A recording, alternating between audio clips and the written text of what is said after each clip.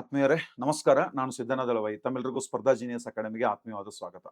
ಆತ್ಮೀಯರೇ, ಈಗಾಗಲೇ Karnataka examination authority ವತಿಯಿಂದ ಸುಮಾರು 4,000 ಹುದ್ದೆಗಳಿಗೆ, ಪೊಲೀಸ್ ಕಾನ್ಸ್ಟೇಬಲ್ ಹುದ್ದೆಗಳಿಗೆ ನೇಮಕಾತಿಯನ್ನ ಮಾಡ್ತೀವಿ ಅಂತ ಹೇಳಿ ಸೂಚನೆಯನ್ನು ಹೊರಡಿಸಿದ್ದಾರೆ. ಅಪ್ಲಿಕೇಶನ್ ಕೂಡ ಸ್ಟಾರ್ಟ್ ಆಗಿದೆ. ಆಗಸ್ಟ್ 2ನೇ ತಾರೀಕು ಎಕ್ಸಾಮ್ ನಡೆಸ್ತೀವಿ ಅಂತ ಹೇಳಿ ಈಗಾಗಲೇ ನೋಟಿಫಿಕೇಶನ್ ಅಲ್ಲಿ ಅವರು ಈಗಾಗಲೇ ಘೋಷಣೆಯನ್ನು ಕೂಡ ಮಾಡಿದ್ದಾರೆ. ಆ ಉದ್ದೇಶಕ್ಕಾಗಿ ನಾವು ಈ ತರಗತಿಯನ್ನು ಪ್ರಾರಂಭಿಸ್ತಾ ಇದ್ದೀವಿ. ಒಂದು 2 ಅಥವಾ 3 ದಿನ ಈ ಅಪ್ಲೋಡೆಡ್ ತರಗತಿ ಇರ್ತದೆ. ಆಫ್ಟರ್ ದ್ಯಾಟ್ ನಾವು ಪ್ರತಿದಿನ ಒಂದು ಟೈಮ್ಗೆ ಲೈವ್ ತರಗತಿಯನ್ನ ಮಾಡ್ತೀವಿ ಅಂತ ಹೇಳ್ತಾ ಇವತ್ತಿನ ತರಗತಿ ಆರಂಭಿಸ್ತಾ ಇದ್ದೀನಿ. ಎಲ್ರಿಗೂ ಎಲ್ಲ ಭಾವಿ ಆರಕ್ಷಕರಿಗೆ ಸ್ವಾಗತವನ್ನು ಕೋರ್ತಾ, ಆತ್ಮೀಯರೇ, ಇರೋ ಕಡಿಮೆ ಸಮಯ ಅಂದ್ರೆ ಒಂದು 50 ದಿನ ಅಂತ ಅನ್ಕೊಳ್ಳೋಣ. ಈ 50 ದಿನದಲ್ಲಿ ವಿಷಯ ಎಲ್ಲ ಕವರ್ ಆಗಬೇಕು, ಎಲ್ಲಾ ವಿಷಯಗಳು ನಮ್ಗೆ ಕವರ್ ಆಗಬೇಕು. ಅದರ ಜೊತೆಗೆ ಹೆಚ್ಚು ಸ್ಕೋರ್ ಮಾಡಬೇಕು ಅಂತಂದ್ರೆ ಒಂದು ಸಿಂಪಲ್ ಟ್ರಿಕ್ ಅನ್ನು ಹೇಳಿ, ಉಳಿದದ್ದನ್ನ ಮತ್ತೆ ನಾನು ಮುಂದಿನ ವಿಡಿಯೋದಲ್ಲಿ ಹೇಳ್ತೀನಿ. ಸಿಂಪಲ್ ಟ್ರಿಕ್ ಅನ್ನು ಹೇಳಿ ಈ ಒಂದು ವಿಡಿಯೋವನ್ನ ಸ್ಟಾರ್ಟ್ ಮಾಡ್ತಾ ಇದ್ದೀನಿ. ಡಿವೈಡ್ ಸಬ್ಜೆಕ್ಟ್ಸ್ ಇಂಟು 3 ಪಾರ್ಟ್ಸ್ ಅಂತ ಹೇಳಿ. ಅಂದ್ರೆ ಇದು ನಾನು ಅನುಸರಿಸಿದ್ದು. ಬಹಳಷ್ಟು ಜನ ವಿದ್ಯಾರ್ಥಿಗಳಿಗೆ ಇದನ್ನು ಹೇಳಿದ್ದೆ ಕೂಡ. ಅದರ ಅನ್ವಯ ನಡ್ಕೊಂಡು ಬಹಳಷ್ಟು ಜನ ಹುದ್ದೆಯನ್ನು ಗಿಟ್ಟಿಸಿಕೊಂಡಿದ್ದಾರೆ. Divide subjects into 3 parts. Example history, Indian constitution, geography, economics, mental ability, science, ಇವೆಲ್ಲದವ್ರ ಸಬ್ಜೆಕ್ಟ್ಸ್ ಇದಾವಲ್ಲ. ಈಗ ನೋಡ್ರಿ, ಒಂದು ವಿಷಯ ಹೇಳೋದಕ್ಕೆ ಇಷ್ಟಪಡ್ತೀನಿ. ಸಿಲೆಬಸ್ ನಲ್ಲಿ ಎಕನಾಮಿಕ್ಸು, ಇಕಾಲಜಿ ಇವದನ್ನ ಮೆನ್ಷನ್ ಮಾಡದೇ ಇದ್ರೂ ಕೂಡ ಇವುಗಳ ಬಗ್ಗೆ ಕ್ವಶನ್ ಕೇಳುವಂತ ಸಾಧ್ಯತೆ ಇರ್ತದೆ. ಆ ಕಾರಣಕ್ಕಾಗಿ ಪ್ರಚಲಿತ ಘಟನೆಗಳ ಸಂಬಂಧಪಟ್ಟ ಹಾಗೆ ಪ್ರಶ್ನೆಗಳನ್ನು ಕೇಳ್ತಾರೆ. ಸೊ ಈ ಪೊಲೀಸ್ ಕಾನ್ಸ್ಟೇಬಲ್ ಎಕ್ಸಾಮ್ಗೆ ಇರ್ತಕ್ಕಂಥ ಸಿಲೆಬಸ್ ಏನಿದೆ, ಎಲ್ಲ ಸಬ್ಜೆಕ್ಟ್ಸ್ ಒಂದ್ ಕಡೆ ಬರೆದು ಆ ಸಬ್ಜೆಕ್ಟ್ಸ್ ಅನ್ನ 3 ಪಾರ್ಟ್ ಮಾಡ್ಕೋಬೇಕು. ಅಂದಾಗ ನಾವು ಸ್ಕೋರ್ ಮಾಡಕ್ ಸಾಧ್ಯ ಆಗ್ತದೆ. ಮೊದಲನೆಯದು ಇಂಟ್ರೆಸ್ಟಿಂಗ್, ಅಂದ್ರೆ ಯಾವ ವಿಷಯ ನಿಮ್ಗೆ ಇಂಟ್ರೆಸ್ಟ್ ಇರ್ತದೋ ಆ ಸಬ್ಜೆಕ್ಟ್ ಅನ್ನ ಮೊದಲ ಹಂತದಲ್ಲಿ ಕವರ್ ಮಾಡ್ಕೋಬೇಕು. ಇದು ಮೊದಲನೇ ಹಂತ. ಇನ್ನು ಎರಡನೇದು scoring subject. Example Indian constitution ಅದು ಸ್ಕೋರಿಂಗ್ ಸಬ್ಜೆಕ್ಟ್. ನಂತರ ಅಂದ್ರೆ ಅದು ಎಲ್ರಿಗೂ ಅಂತಲ್ಲ, ಕೆಲವು ಜನರಿಗೆ ಸೈನ್ಸ್ ಸ್ಕೋರಿಂಗ್ ಆಗಿರ್ತದೆ, ಇನ್ ಕೆಲವು ಜನರಿಗೆ mathematics, mental ability scoring subject ಆಗಿರ್ತದೆ. ಓಕೆ, ಆ ರೀತಿಯಾಗಿ ನಿಮ್ಗೆ ಯಾವ್ದು ಆಸಕ್ತಿ ಇದೆಯೋ ಮೊದಲು ಒಂದು ವಾರ ಆ ವಿಷಯ, ನೆಕ್ಸ್ಟ್ ಸ್ಕೋರ್ ಆಗ್ತಕ್ಕಂಥ ವಿಷಯ, ಆಮೇಲೆ ಎಲ್ರಿಗೂ ಕೂಡ ಎಲ್ಲಾ ವಿಷಯ ಅಲ್ಲ, ಯಾವ್ದಾದ್ರು ಒಂದು ವಿಷಯ ಅವರಿಗೆ ಟಫ್ ಅನಿಸಿರುತ್ತೆ. ಪ್ರತಿಯೊಬ್ಬರಿಗೂ ಕೂಡ ನಂಗೆ ಎಲ್ಲಕ್ಕೆಲ್ಲ ವಿಷಯಗಳು ಈಜಿ ಇದಾವ ಅಂತ ಹೇಳಿ ಯಾರು ಕೂಡ ಇಲ್ಲ. ಯಾರಿಗಾದ್ರೂ ಒಂದು ಸಬ್ಜೆಕ್ಟ್ ಟಫ್ ಇರುತ್ತೆ. ಅದನ್ನ ಡೇಂಜರ್ ಸಬ್ಜೆಕ್ಟ್. ಡೇಂಜರ್ ಅಂತಂದ್ರೆ ಜಾಸ್ತಿ ಓದಿದ್ರು ಕೂಡ ಅಲ್ಲಿ ನಮ್ಗೆ ತಲೆ ಹತ್ತಲ್ಲ. ಟೈಮ್ಸ್ ಅದು ಜಾಸ್ತಿ ಓದಿದಾಗ ಕೂಡ ಮಾರ್ಕ್ಸ್ ಕಡಿಮೆ ಬರ್ತಿರ್ತದೆ. ಅಂದ್ರೆ ಈ ಡೇಂಜರ್ ಸಬ್ಜೆಕ್ಟ್ ಡೇಂಜರ್ ಅಲ್ಲ, ನಮಗದು ಡೇಂಜರ್ ಆಗಿರ್ತದೆ. ನಾವು ಈ ಸಂದರ್ಭದಲ್ಲಿ ಆ ಡೇಂಜರ್ ಸಬ್ಜೆಕ್ಟ್ ಅನ್ನ ಬಿಡಬಾರ್ದು. ನಾ ಹೇಳಿದೆ, ಮೊದಲು 1 week interesting subjects, next week scoring subjects, next 1 week ಮತ್ತೆ ಡೇಂಜರ್ ಸಬ್ಜೆಕ್ಟ್. ಹಿಂಗೆ ನಾವು 3 ಪಾರ್ಟ್ ಮಾಡ್ಕೊಂಡು ಸ್ಟಡಿ ಮಾಡಿದ್ರೆ ಇಂಟ್ರೆಸ್ಟ್ ಇರುವಂತ ಸಬ್ಜೆಕ್ಟ್ ಅದು ಇಂಟ್ರೆಸ್ಟ್ ಬರ್ತದೆ ಅನ್ನೋ ಕಾರಣಕ್ಕಾಗಿ ಅದನ್ನು ಚೆನ್ನಾಗಿ ಓದ್ತೀವಿ, ಅಲ್ಲಿ ಮಾರ್ಕ್ಸ್ ಕೂಡ ಬರ್ತದೆ. ಇನ್ ಸ್ಕೋರಿಂಗ್ ಸಬ್ಜೆಕ್ಟ್ ಅಂದ್ರೆ ಎಲ್ಲರಿಗೂ ಒಂದೇ ತರ ಇರಲ್ಲ. ಒಬ್ಬರಿಗೊಂದು ಸ್ಕೋರ್ ಕಡಿಮೆ ಓದಿದ್ರು ಕೂಡ ಹೆಚ್ಚು ಅಂಕಗಳನ್ನ ಪಡೆಯೋದಕ್ಕೆ ಸಾಧ್ಯ ಆಗ್ತಿರ್ತಕ್ಕಂಥ ಸ್ಕೋರಿಂಗ್ ಸಬ್ಜೆಕ್ಟ್ ಅನ್ನ ನೆಕ್ಸ್ಟ್ ಲಾಸ್ಟ್ ಡೇಂಜರ್ ಸಬ್ಜೆಕ್ಟ್. ಅದನ್ನ ಬಿಡಬೇಕು ಅಂತ ಹೇಳ್ತಾ ಇಲ್ಲ, ಬಿಡಬಾರ್ದು, ಆದ್ರೆ ಅದನ್ನ 3ನೇ ಹಂತ. ಯಾಕಂದ್ರೆ ಈ ಡೇಂಜರ್ ಸಬ್ಜೆಕ್ಟ್ ಅಂತ ಯಾವ್ದು ನಾವು ಅನ್ಕೊಂಡಿರ್ತೀವೋ ಅದಕ್ಕೆ ಬೆನ್ನತ್ತಿ ಉಳಿದಂತ ನಮಗೆ ಮಾರ್ಕ್ಸ್ ಬರುವಂತ ಪಾರ್ಟ್ ನಲ್ಲಿ ನಾವು ಮಾರ್ಕ್ಸ್ ಅನ್ನ ಕಳ್ಕೊಳ್ಳೋ ಸಾಧ್ಯತೆ ಇರ್ತದೆ. ಆ ಕಾರಣಕ್ಕಾಗಿ ಈ ಒಂದು 3 ಪಾರ್ಟ್ ನ ಇಲ್ಲಿ ಹೇಳ್ತಾ ಇದ್ದೀನಿ. ಮೂರು ಪಾರ್ಟ್ ಮಾಡಬೇಕು, ಇದ್ರ ಪ್ರಕಾರ ಸ್ಟಡಿ ಮಾಡ್ಬೇಕಂತ ನಾನು ಹೇಳ್ತಾ ಇದ್ದೀನಿ. ಮತ್ತೆ ಮುಂದಿನ ವಿಡಿಯೋದಲ್ಲಿ ಮತ್ತೊಂದು ಟ್ರಿಕ್ ಅನ್ನ ನಾವು ನೋಡೋಣಂತೆ. ಆದ್ಮೇಲೆ ಈಗ ನಾ ಹೇಳಿದೆ, ಈಗಾಗಲೇ ಒಂದು 2 ಅಥವಾ 3 ವಿಡಿಯೋ ಅಪ್ಲೋಡ್ ಮಾಡ್ತೀನಿ, ನೆಕ್ಸ್ಟ್ ನಾನು ಲೈವ್ ಸ್ಟಾರ್ಟ್ ಮಾಡ್ತೀನಿ ಅಂತ ಹೇಳಿದೆ. ಇವತ್ತಿನ ಈ ಒಂದು ವಿಡಿಯೋದಲ್ಲಿ ನಾನು ಒಂದಿಷ್ಟು ಪ್ರಶ್ನೆಗಳನ್ನ ಅನಲೈಸ್ ಮಾಡ್ತೀನಿ. ಇಲ್ಲಿ ನಾನು ಬೋರ್ಡ್ ಯೂಸ್ ಮಾಡಲ್ಲ, ಅನಲೈಸ್ ಮಾಡ್ತಾ ಹೋಗ್ತೀನಿ. ಅದರೊಳಗೆ ಮೊದಲನೇ ಪ್ರಶ್ನೆ, ಯಾಕಂತಂದ್ರೆ ಈ ಕೆ ಎಕ್ಸಾಮ್ ಏನಿದೆ ನೋಡ್ರಿ, ಆಲ್ಮೋಸ್ಟ್ ಎಸ್ ಡಿ ಎಕ್ಸಾಮ್ ಆಗಿದೆ, ಎಫ್ ಡಿ ಆಗಿದೆ, 2 ಪಿ ಎಸ್ ಐ ಆಗಿದೆ. ಆ 2 P S I question paper ನಮಗೆ ದಾರಿ ತೋರಿಸ್ತವೆ ಅಂತ ಹೇಳೋದಕ್ಕೆ ಇಷ್ಟಪಡ್ತೀನಿ ನಾನು. ಯಾಕಂತಂದ್ರೆ ಈ ಪೊಲೀಸ್ ಇಲಾಖೆಯ ಇತಿಹಾಸದಲ್ಲಿ ಇವು 2 ಎಕ್ಸಾಮ್ ಕೆ ವತಿಯಿಂದ ನಡೆದದ್ದು. ಒಂದು 545 ಪಿ ಎಸ್ ಐ, ಇನ್ನೊಂದು 402 ಪಿ ಎಸ್ ಐ. ಇದನ್ನ ಆಧಾರವಾಗಿಟ್ಟುಕೊಂಡು ಅದರ ಜೊತೆಗೆ ಕೆ ಎ ನಡೆಸಿರ್ತಕ್ಕಂಥ group C exams, F D A, S D ಆಗಿರ್ಬೋದು, ಇವುಗಳನ್ನ ಆಧಾರವಾಗಿಟ್ಟುಕೊಂಡು ಅಲ್ಲಿ ಕೊಟ್ಟಿರ್ತಕ್ಕಂಥ ಸಿಲೆಬಸ್ ಅನ್ನು ಇಟ್ಕೊಂಡು ನಾವು ಸ್ಟಡಿ ಮಾಡಿದ್ರೆ ಅನುಕೂಲ ಅಂತ ಹೇಳ್ತಾ, ಇಲ್ಲಿ ಅದೇ ಮಾದರಿಯಲ್ಲಿ ಯಾವ ರೀತಿಯಾಗಿ ಕೆ ಎದ್ರು ಪ್ರಶ್ನೆಗಳನ್ನು ಕೇಳ್ತಾ ಇದ್ದಾರೋ ಅದೇ ಮಾದರಿಯಲ್ಲಿ ನಾನಿಲ್ಲಿ ಕೆಲವೊಂದಿಷ್ಟು ಒಂದು 6-7 ಪ್ರಶ್ನೆಗಳನ್ನ ನಾನಿಲ್ಲಿ ಅನಲೈಸ್ ಮಾಡುವಂತ ಪ್ರಯತ್ನವನ್ನ ಮಾಡ್ತೀನಿ. ಮುಂದಿನ ವಿಡಿಯೋದಲ್ಲಿ ಮತ್ತೊಂದಿಷ್ಟು ಪ್ರಶ್ನೆಗಳನ್ನ ನೋಡೋಣಂತೆ. ಆ ಒಂದು 45 ಡೇಸ್ ಈ ಒಂದು ಪ್ರೋಗ್ರಾಮ್ನೊಳಗೆ ಮೇಜರ್ ಸಬ್ಜೆಕ್ಟ್ಸ್ ಏನಿದೆ ನೋಡ್ರಿ, ಪಿ ವೈ ಕ್ಯೂ ಅಂದ್ರೆ previous year questions, H Y T ಅಂದ್ರೆ ಹೈ ಇಲ್ಡಿಂಗ್ ಟಾಪಿಕ್ಸ್, ಅತಿ ಹೆಚ್ಚು ಮಾರ್ಕ್ಸ್ ಕೊಡ್ತಕ್ಕಂಥ ಟಾಪಿಕ್ಸ್ ಏನಿದಾವೋ ಅವುಗಳನ್ನ ಎಲ್ಲ subject, history, I C, geography, economics ಆಗಿರ್ಬೋದು, ಒಂದಿಷ್ಟು ಕರೆಂಟ್ ಅಫೇರ್ಸ್, ಮೇಜರ್ ಇಶ್ಯೂಸ್, ಈ ರೀತಿಯಾಗಿ ಎಲ್ಲದ್ರ ಬಗ್ಗೆನೂ ಕೂಡ ಇಲ್ಲಿ ನಾವು ಕವರ್ ಮಾಡುವಂತ ಪ್ರಯತ್ನವನ್ನ ಮಾಡ್ತೀನಿ. ಸದುಪಯೋಗ ಪಡಿಸ್ಕೊಡ್ರಿ ಅಂತ ಹೇಳ್ತಾ, ಈಗ ಅದು ಮಾಡ್ರಿ ಇದು ಮಾಡ್ರಿ ಅಂತ ನೀವು ಹೇಳೋದೇ ಬೇಡ, ನಾನು ಮಾಡ್ತೀನಿ, ಯಾವ್ದು ಬೇಕಾದನ್ನ ತಗೊಂಡು ನಾನು ಪ್ರಯತ್ನ ಮಾಡ್ತೀನಿ. ಈಗ ಮೊದಲನೇ ಪ್ರಶ್ನೆಯನ್ನ ನೋಡೋದಂತೆ. 1857ರ ಮಹಾದಂಗೆಗೆ ಸಂಬಂಧಿಸಿದಂತೆ ಕೆಳಗಿನ ಹೇಳಿಕೆಗಳನ್ನು ಗಮನಿಸಿ ಅಂತ ಪ್ರಶ್ನೆ ಇದೆ. ಸಿಪಾಯಿ ಮ್ಯೂಟಿನಿ ಅಂತ ಬ್ರಿಟಿಷರು ಕರಿತಿದ್ರು, ನಾವು ಅದನ್ನು first war of Indian independence ಅಂತ ಕರಿತೀವಿ. ಅದಕ್ಕೆ ಸಂಬಂಧಿಸಿದಂತೆ ಕೆಳಗಿನ ಹೇಳಿಕೆಗಳನ್ನು ಗಮನಿಸಿ. ಮೊದಲನೇದು, ವಿ ಡಿ ಸಾವರ್ಕರ್ ಅವರು ತಮ್ಮ ಪುಸ್ತಕದಲ್ಲಿ ದಂಗೆಯನ್ನ ಭಾರತದ ಪ್ರಥಮ ಸ್ವಾತಂತ್ರ್ಯ ಸಂಗ್ರಾಮ ಎಂದು ಬಣ್ಣಿಸಿದ್ದಾರೆ ಅಂತ ಮೊದಲನೇ ಹೇಳಿಕೆ ಇದೆ. ಇದು ಸರಿ ಇದೆ. ವಿ ಡಿ ಸಾವರ್ಕರ್ ನೋಡ್ರಿ, first war of Indian independence ನಡೆದದ್ದು 1857 ನಲ್ಲಿ. ಇದಾದ 52 ವರ್ಷಗಳ ನಂತರ ಅಂದ್ರೆ 1909ರಲ್ಲಿ ವಿ ಡಿ ಸಾವರ್ಕರ್ ಅವರು ಲಂಡನ್ ನಲ್ಲಿ ಪ್ರಥಮ ಸ್ವತಂತ್ರ ಸಂಗ್ರಾಮದ ಸ್ವರ್ಣ ಮಹೋತ್ಸವ ಆಚರಣೆ ಮಾಡ್ತಾರೆ. ಸ್ವರ್ಣ ಮಹೋತ್ಸವ ಅಂತಂದ್ರೆ 50ನೇ ವರ್ಷದ ಕಾರ್ಯಕ್ರಮವನ್ನು ಆಚರಣೆ ಮಾಡ್ತಾರೆ. ಯಾರು? ವಿ ಡಿ ಸಾವರ್ಕರ್ ಅವರು. ಎಲ್ಲಿ? ಲಂಡನ್ ನಲ್ಲಿ. ಅಲ್ಲಿ ಒಂದು ಕೃತಿಯನ್ನು ಕೂಡ ಬಿಡುಗಡೆ ಆಗ್ತದೆ. ಯಾವುದು? ಆ ಕೃತಿ ಹೆಸರೇ first war of Indian independence 1857. ಅಂದ್ರೆ ಭಾರತದ ಪ್ರಥಮ ಸ್ವತಂತ್ರ ಸಂಗ್ರಾಮ 1857 ಅಂತೇಳಿ ಒಂದು ಕೃತಿಯನ್ನು ಬಿಡುಗಡೆ ಮಾಡ್ತಾರೆ. ಯಾರು? V D Savarkar, Vinayak Damodar Savarkar. ಎಲ್ಲಿ? ಲಂಡನ್ ನಲ್ಲಿ. ಅಂದ್ರೆ 1857ರ ದಂಗೆಯನ್ನ ಬ್ರಿಟಿಷರು ಸಿಪಾಯಿ ದಂಗೆ ಅಂತ ಕರೆದಿದ್ರೆ, ಸಿಪಾಯಿ ದಂಗೆ ಭಾರತೀಯ ಸೈನಿಕರಿಗೆ ನೀಡಿದ್ದಂತ ಎನ್ಫೀಲ್ಡ್ ಬಂದೂಕಿನ ತೋಟಾಗಳಿಗೆ ದನದ ಹಾಗೂ ಹಂದಿಯ ಕೊಬ್ಬನ್ನ ಸವರಲಾಗಿತ್ತು. ಅದನ್ನ ವಿರೋಧಿಸಿ ಭಾರತೀಯ ಸೈನಿಕರು ಇದ್ದಂತ ದಂಗೆ ಇದು ಸಿಪಾಯಿ ದಂಗೆ ಅಂತೇಳಿ ಅವ್ರು ಕರೆದಿದ್ರು. ಆದ್ರೆ ಮೊಟ್ಟ ಮೊದಲ ಬಾರಿಗೆ ವಿನಾಯಕ್ ದಾಮೋದರ್ ಸಾವರ್ಕರ್, ವೀರ್ ಸಾವರ್ಕರ್ ಅವರದನ್ನ ಭಾರತದ ಪ್ರಥಮ ಸ್ವತಂತ್ರ ಸಂಗ್ರಾಮ ಅಂತ ಕರೀತಾರೆ. ಭಾರತದ ಪ್ರಥಮ ಸ್ವತಂತ್ರ ಸಂಗ್ರಾಮ ಅಂತ ಕರೆದ್ರು. ಇದು ಸರಿ ಇದೆ. ಇನ್ನು ಎರಡನೇದು, 1857ರ ಈ ದಂಗೆಯ ಸಂದರ್ಭದಲ್ಲಿ ಲಾರ್ಡ್ ಡಾಲ್ಹೌಸಿ ಭಾರತದ ಗವರ್ನರ್ ಜನರಲ್ ಆಗಿದ್ದ ಅಂತಿದೆ. ಇದು ತಪ್ಪು. ಯಾಕಂತಂದ್ರೆ ಡಾಲ್ಹೌಸಿ 1848ರಿಂದ 56ವರೆಗೆ ಇದ್ದ. ಆದ್ರೆ 1856ರಿಂದ 58ರ ಅವಧಿಯಲ್ಲಿ ಇದ್ದವನು ಲಾರ್ಡ್ ಕ್ಯಾನಿಂಗ್. ಸೊ ಈ ಎರಡನೇ ಸ್ಟೇಟ್ಮೆಂಟ್ ತಪ್ಪಾಗ್ತದೆ. ಇನ್ನು ಮೂರನೇದು ಏನಿದೆ ಅಂತಂದ್ರೆ, ಕಾನ್ಪುರದಲ್ಲಿ ನಾನಾ ಸಾಹೇಬ ಮತ್ತು ಲಕ್ನೋದಲ್ಲಿ ಬೇಗಂ ಹಜರತ್ ಮಹಲ್ ದಂಗೆಯ ನೇತೃತ್ವವನ್ನು ವಹಿಸಿದ್ರು ಅಂತ ಹೇಳಿದೆ. ಪ್ರಶ್ನೆ ಇದೆ, ಹೇಳಿಕೆ ಇದೆ. ಈ ಮೂರು ಹೇಳಿಕೆಗಳದಾವ. ಇದ್ರಾಗ ಏನ್ ಕ್ವಶನ್ ಇದೆ, ಈ ಮೇಲಿನ ಹೇಳಿಕೆಗಳಲ್ಲಿ ಯಾವುದು ಸರಿಯಾಗಿದೆ ಅಂತಿದೆ. 1 ಮತ್ತು 2, 1 ಮತ್ತು 3, 2 ಮತ್ತು 3, 1, 2 ಮತ್ತು 3 ಅಂತ ಹೇಳಿ ಈ ರೀತಿ ಆಪ್ಷನ್ಸ್ ಅನ್ನು ಕೊಟ್ಟಿದ್ದಾರೆ. ಸೊ ಇಲ್ಲಿ ಎರಡನೇ ಹೇಳಿಕೆ ತಪ್ಪಿದೆ, 1 ಮತ್ತು 3ನೇ ಹೇಳಿಕೆ ಸರಿಯಾಗಿದೆ ಅನ್ನೋ ಕಾರಣಕ್ಕಾಗಿ ಬಿ ಸರಿಯಾದ ಉತ್ತರ ಆಗ್ತದೆ. 1 ಮತ್ತು 3 ಮಾತ್ರ ಇಲ್ಲಿ ಸರಿಯಾಗಿವೆ. ಇಲ್ಲಿ ಏನು ಮೊದಲ ದಂಗೆ ಆರಂಭ ಆಯ್ತು. ನಿಮಗೆ ನಾನು ಈ ವಿಡಿಯೋದ ಡಿಸ್ಕ್ರಿಪ್ಷನ್ ಲಿಂಕ್ ಹಾಕ್ತೀನಿ. ನಾನು ಪ್ರಥಮ ಸ್ವಾತಂತ್ರ್ಯ ಸಂಗ್ರಾಮಕ್ಕೆ ಸಂಬಂಧಪಟ್ಟಂತೆ ಒಂದು ಡಿಟೇಲ್ ವಿಡಿಯೋವನ್ನ ಮಾಡಿದ್ದೀನಿ, 2. ಅದರಲ್ಲಿ ಈ ಎಲ್ಲಾ ದಂಗೆಗಳ ಬಗ್ಗೆ ಇನ್ಫಾರ್ಮೇಶನ್ ಇದೆ. ಅದರ ಲಿಂಕ್ ಅನ್ನು ಹಾಕ್ತೀನಿ ನಾನು ನಿಮ್ಗೆ. ಇಲ್ಲಿ ಹೇಳ್ತಾ ಇದ್ ನೋಡ್ರಿ, ಮೊದಲ ದಂಗೆ ಮೀರತ್ನಲ್ಲಿ ಆರಂಭ ಹೋದಾಗ ಅಲ್ಲಿ ಕದಮ್ ಸಿಂಗ್ ಅಂತ ಹೇಳಿ ನಾಯಕ ಇರ್ತಾನೆ. ದೆಹಲಿ ದಂಗೆ ಆರಂಭ ಹೋದಾಗ 2ನೇ ಬಹದ್ದೂರ್ ಶಾ ಇರ್ತಾರೆ. ಕಾನ್ಪುರದಲ್ಲಿ ನಾನಾ ಸಾಹೇಬ, ಝಾನ್ಸಿಯಲ್ಲಿ ಲಕ್ಷ್ಮೀಬಾಯಿ, ಲಕ್ನೋದಲ್ಲಿ ಬೇಗಂ ಹಜರತ್ ಮಹಲ್ ದಂಗೆ ನಾಯಕತ್ವ ವಹಿಸಿಕೊಳ್ತಾರೆ. 5 ಅತ್ಯಂತ ಪ್ರಮುಖವಾದಂತಹ ದಂಗೆಗಳು. ಆದ್ರೆ ಇದರೊಟ್ಟಿಗೆ ಇನ್ನೂ ಸಣ್ಣ ಪುಟ್ಟ ಕೆಲವು ದಂಗೆಗಳು ನಡೀತವೆ. ಇದನ್ನು ಕೂಡ ಹೊಂದಿಸಿ ಬರೆಯರಿ ಕೇಳ್ತಿರ್ತಾರೆ. ನೆನ್ಪಿಟ್ಕೋಬೇಕು ಇದನ್ನ ಸ್ಕ್ರೀನ್ ಶಾಟ್ ಮಾಡ್ಕೊಡ್ರಿ, ಒಂದ್ ಕಡೆ ಇಟ್ಕೊಂಡ್ಬಿಟ್ರಿ ಇದನ್ನ. ಬಿಹಾರದಲ್ಲಿ ಕುನ್ವರ್ ಸಿಂಗ್ ಅನ್ನುವಂಥ ವ್ಯಕ್ತಿ ನಾಯಕತ್ವ ವಹಿಸ್ಕೊಂಡಿರ್ತಾನೆ ಪ್ರಥಮ ಸ್ವತಂತ್ರ ಸಂಗ್ರಾಮದಲ್ಲಿ. ಬಿಹಾರದಲ್ಲಿ ಕುನ್ವರ್ ಸಿಂಗ್. ಆಸ್ಸಾಂನಲ್ಲಿ ಮುನಿರಾಮ ದತ್ತ. ಈ ಒಡಿಸ್ಸಾದೊಳಗೆ ಸಂಬಲ್ಪುರ್ ಅಂತ ಬರ್ತದೆ. ಸಂಬಲ್ಪುರ್ನಾಗ ಸುರೇಂದ್ರ ಸಾಹಿ ಮತ್ತು ಆನಂದ ಸಾಯಿ ಅನ್ನುವಂಥ ಇಬ್ಬರು ಜನ ಸಹೋದರರು ಈ 1857ರ ದಂಗೆ ನಾಯಕತ್ವ ವಹಿಸ್ಕೊಂಡಿರ್ತಾರೆ. ಮಥುರಾ, ಉತ್ತರ ಪ್ರದೇಶದ ಮಥುರಾದಲ್ಲಿ ದೇವಿ ಸಿಂಗ್ ಅಂತ ಹೇಳಿ, ಇವತ್ತಿನ ಪಾಕಿಸ್ತಾನದಲ್ಲಿರ್ತಕ್ಕಂಥ ಲಾಹೋರ್, ಅವತ್ತಿನ ಭಾರತದ ಭಾಗವಾಗಿರುವ ಲಾಹೋರ್ನಲ್ಲಿ ಲಿಯಾಕತ್ ಖಾನ್ ನಾಯಕತ್ವ ವಹಿಸ್ಕೊಂಡಿರ್ತಾರೆ. ಫೈಜಾಬಾದ್ನಲ್ಲಿ ಅಹಮದುಲ್ಲಾ ಖಾನ್, ರಾಯ್ಬರೇಲಿ ಅಥವಾ ಬರೇಲಿ ಅಂತ ಹೇಳ್ತೀವಲ್ಲ ಅಲ್ಲಿ ಖಾನ್ ಬಹದ್ದೂರ್, ಕೊಲ್ಲಾಪುರದಲ್ಲಿ ಅಣ್ಣಾಜಿ ಫಡ್ನವೀಸ್ ಮತ್ತು ಹೈದರಾಬಾದ್ನಲ್ಲಿ ಸೋನಾಜಿ ಪಂತ್. ಇವರೆಲ್ಲರೂ ಈ ಪ್ರಥಮ ಸ್ವಾತಂತ್ರ್ಯ ಸಂಗ್ರಾಮದಲ್ಲಿ ಅಲ್ಲಲ್ಲಿ ಬೇರೆ ಬೇರೆ ಪ್ರದೇಶ ನಡೆದಿರ್ತಕ್ಕಂಥ ದಂಗೆ ನಾಯಕತ್ವವನ್ನು ವಹಿಸಿಕೊಂಡವರು ಆಗಿರ್ತಾರೆ. ಈ ಚಾರ್ಟ್ ನೆನಪಿಟ್ಟುಕೊಳ್ಳಿ. ಇದ್ರ ಜೊತೆಗೆ 5 ಹೇಳಿದೆ ನಾನು. ಮೀರತ್ನಲ್ಲಿ ಕದಮ್ ಸಿಂಗ್ ಅಂತೇಳಿ, ದೆಹಲಿಯಲ್ಲಿ 2ನೇ ಬಹದ್ದೂರ್ ಶಾ ಮತ್ತು ಆತನ ಸೇನಾನಿ ಹಾಗೂ ಆತನ ಮಗನಾಗಿರ್ತಕ್ಕಂಥ ಜನರಲ್ ಭಕ್ತ ಖಾನ್ ಇರ್ತಾರೆ. ಆಮೇಲೆ ಕಾನ್ಪುರದಲ್ಲಿ ನಾನಾ ಸಾಹೇಬ, ಝಾನ್ಸಿಯಲ್ಲಿ ಲಕ್ಷ್ಮೀಬಾಯಿ, ಆಮೇಲೆ ಲಕ್ನೋದಲ್ಲಿ ಬೇಗಂ ಹಜರತ್ ಮಹಲ್. ಇವರು ಈ ದಂಗೆ ನಾಯಕತ್ವವನ್ನು ವಹಿಸಿಕೊಂಡಿರುವಂತ ಪ್ರಮುಖರಾಗಿರ್ತಾರೆ. ಇದೇ ಸಂದರ್ಭದಲ್ಲಿ ಕರ್ನಾಟಕದಲ್ಲಿ ಕೂಡ ನಡೀತದೆ. ಅದು ಒಂದು ವಿಡಿಯೋ ಇದೆ, ಅದರ ಲಿಂಕ್ ಹಾಕ್ತೀನಿ, ಅದನ್ನು ಕೂಡ ಆಮೇಲೆ ನೀವು ನೋಡಬೇಕು. ಇದಾದ ನಂತರ ನೆಕ್ಸ್ಟ್ 2ನೇ ಪ್ರಶ್ನೆ ಇದೆ. ಇದು ಬಹಳ ವಿಶೇಷವಾದಂತ ಪ್ರಶ್ನೆ. ಎಕ್ಸಾಮ್ನಾಗ ಅತಿ ಹೆಚ್ಚು ಬಾರಿ ಕೇಳ್ತಕ್ಕಂಥ ಪ್ರಶ್ನೆ ಇದು. ಇಲ್ಲಿ ನಾನು ಒಂದು ಪ್ರಶ್ನೆಯನ್ನು ತಗೊಂಡ್ರೆ ಅದ್ರ ಸುತ್ತಮುತ್ತ ಒಂದು 100 ಪಾಯಿಂಟ್ಸ್ ಹೇಳ್ತೀನಿ ನಾನು ನಿಮ್ಗೆ. ಪ್ರಶ್ನೆಗಳು ಕಡಿಮೆ ಇರ್ಬೋದು, ಆದ್ರೆ ಎಕ್ಸಾಮ್ಗೆ ಇಲ್ಲಿಂದ ಬರ್ತಕ್ಕಂಥ ಪ್ರಶ್ನೆಗಳು ಬಹಳಷ್ಟು ಇರ್ತವೆ. ಓಕೆ, ಭಾರತೀಯ ರಾಷ್ಟ್ರೀಯ ಕಾಂಗ್ರೆಸ್ ಅಧಿವೇಶನಗಳ ಕುರಿತಾದ ಈ ಹೇಳಿಕೆಗಳನ್ನು ಪರಿಗಣಿಸಿ ಅಂತಿದೆ. ಅಂದ್ರೆ ಇಲ್ಲಿ 3 ಹೇಳಿಕೆಗಳದ. ಮೊದಲನೇದು, 1926 ಬೆಳಗಾವಿ ಅಧಿವೇಶನದ ಅಧ್ಯಕ್ಷತೆಯನ್ನು ಮಹಾತ್ಮ ಗಾಂಧಿ ಅವರು ವಹಿಸಿದ್ರು ಮತ್ತು ಇದು ಅವರು ಅಧ್ಯಕ್ಷರಾದ ಏಕೈಕ ಅಧಿವೇಶನವಾಗಿದೆ. ಸರಿ, ಇದ್ರ ಬಗ್ಗೆ ಡೀಟೇಲ್ ನೋಡೋಣಂತ. ಈ ಹೇಳಿಕೆ ಸರಿ ಇದೆ.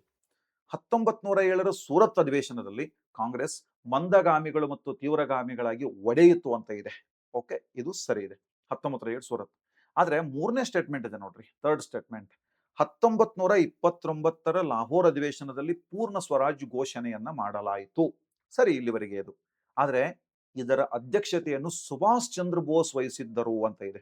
ನಾವೇನ್ ಮಾಡ್ತೀವಿ, 1929 ಲಾಹೋರ್ ಅಧಿವೇಶನದಲ್ಲಿ ಪೂರ್ಣ ಸ್ವರಾಜ್ ಅಂದ ತಕ್ಷಣ ಎಸ್ ಇದು ಸರಿ ಅಂತ ಹೊಡೆದು ಬಿಡ್ತೀವಿ ನಾವು. ಆದ್ರೆ KPS ಸರಿ ಮಾಡ್ತಾ ಇದ್ರೆ ಲಾಸ್ಟ್ ಎಲ್ಲ ಒಂದೇ ಕಡೆ ಒಂದು ಸಣ್ಣ KPS ಎಲ್ಲ KS ಎಲ್ಲೋ ಒಂದು ಸಣ್ಣದು ಚೇಂಜ್ ಮಾಡಿಬಿಟ್ಟಿರ್ತಾರೆ. ಅದೇ ನಮ್ಗೆ ಹಳ್ಳ ತೋಡದ ಹಾಗೆ. ಈಸಿ ಇತ್ತು ಅಂದ್ರೆ ಅದು 2 ಸಾರಿ ಓದ್ಬೇಕಂತ ಅರ್ಥ.